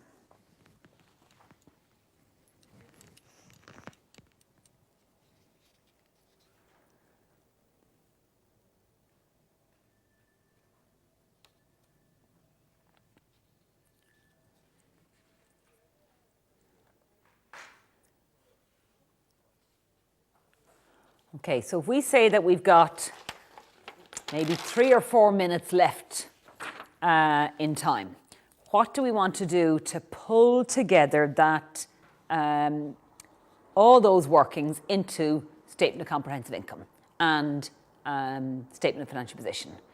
Rather than, as some students say, oh, I like to set out the two separately and then flick between them. I would just start at the top. You've all your workings laid out. You've got your trial balance there, and it's a matter of, as you go down through them, pick up the numbers from your workings or from the trial balance. Okay. Again, do start the top with statement of profit or loss and other comprehensive income. And because we're fairly short on time, I'm going to try and get this down as quickly as possible, which is probably what would happen if you're in the exam and there was 5 minutes to go and you were trying to get the whole thing down, all right? But remember, you've got a lot of the marks and the workings, okay? What's the first line, top of the statement of comprehensive income? Revenue. Did we do much work on revenue? Nothing at all. So all I've got to do, copy the revenue figure from the trial balance into the statement, and that revenue figure was 3,145,720.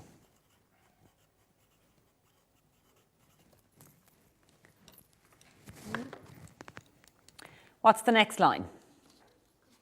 Cost of sales. We have that figure, don't we? So cost of sales. And my cost of sales figure is 1939.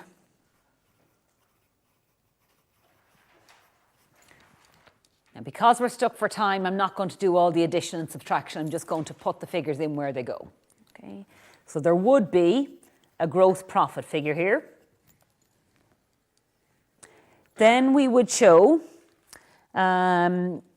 we've got some investment income there. And the investment income is 4,000. And I think, wasn't that? No, sorry, it wasn't 4,000. I've got working 4,800. And this was working number 7, wasn't it? Yeah. Then we have bad debt recovered.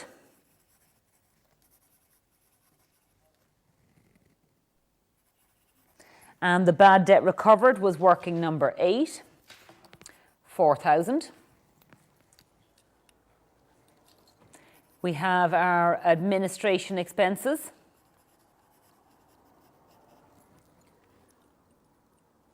And from working number 10,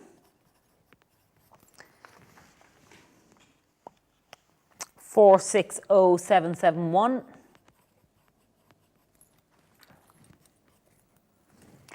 Distribution costs.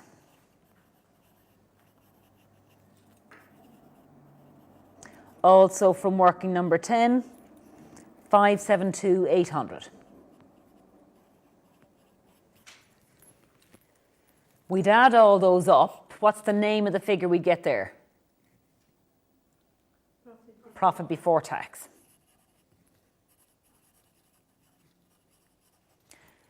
Tax figure, nice and easy in this question. It's just given to us, income tax expense. That's from the trial balance. The amount was,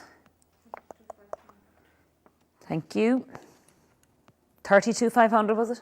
22, thank you.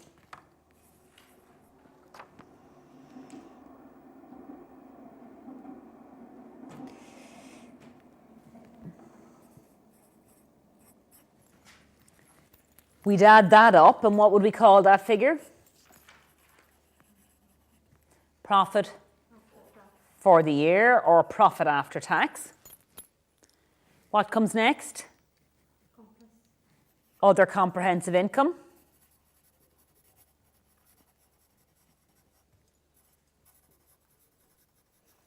This stage becomes very quick because you've already gone through the question. You know all the notes and workings that you've done. Was there anything that we came across from other comprehensive income? Revaluation decrease, yeah, very good.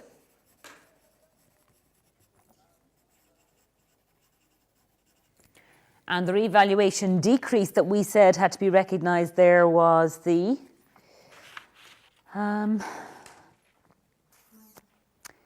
22,000.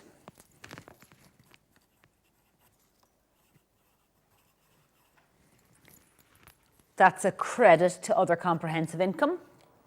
And then that gives us total comprehensive income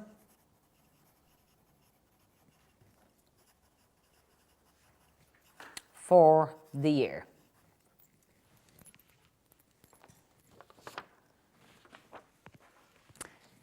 For the purpose of getting you out of here at a reasonable time and having some sort of Saturday, Can we just assume that the examiner or the invigilator has called time?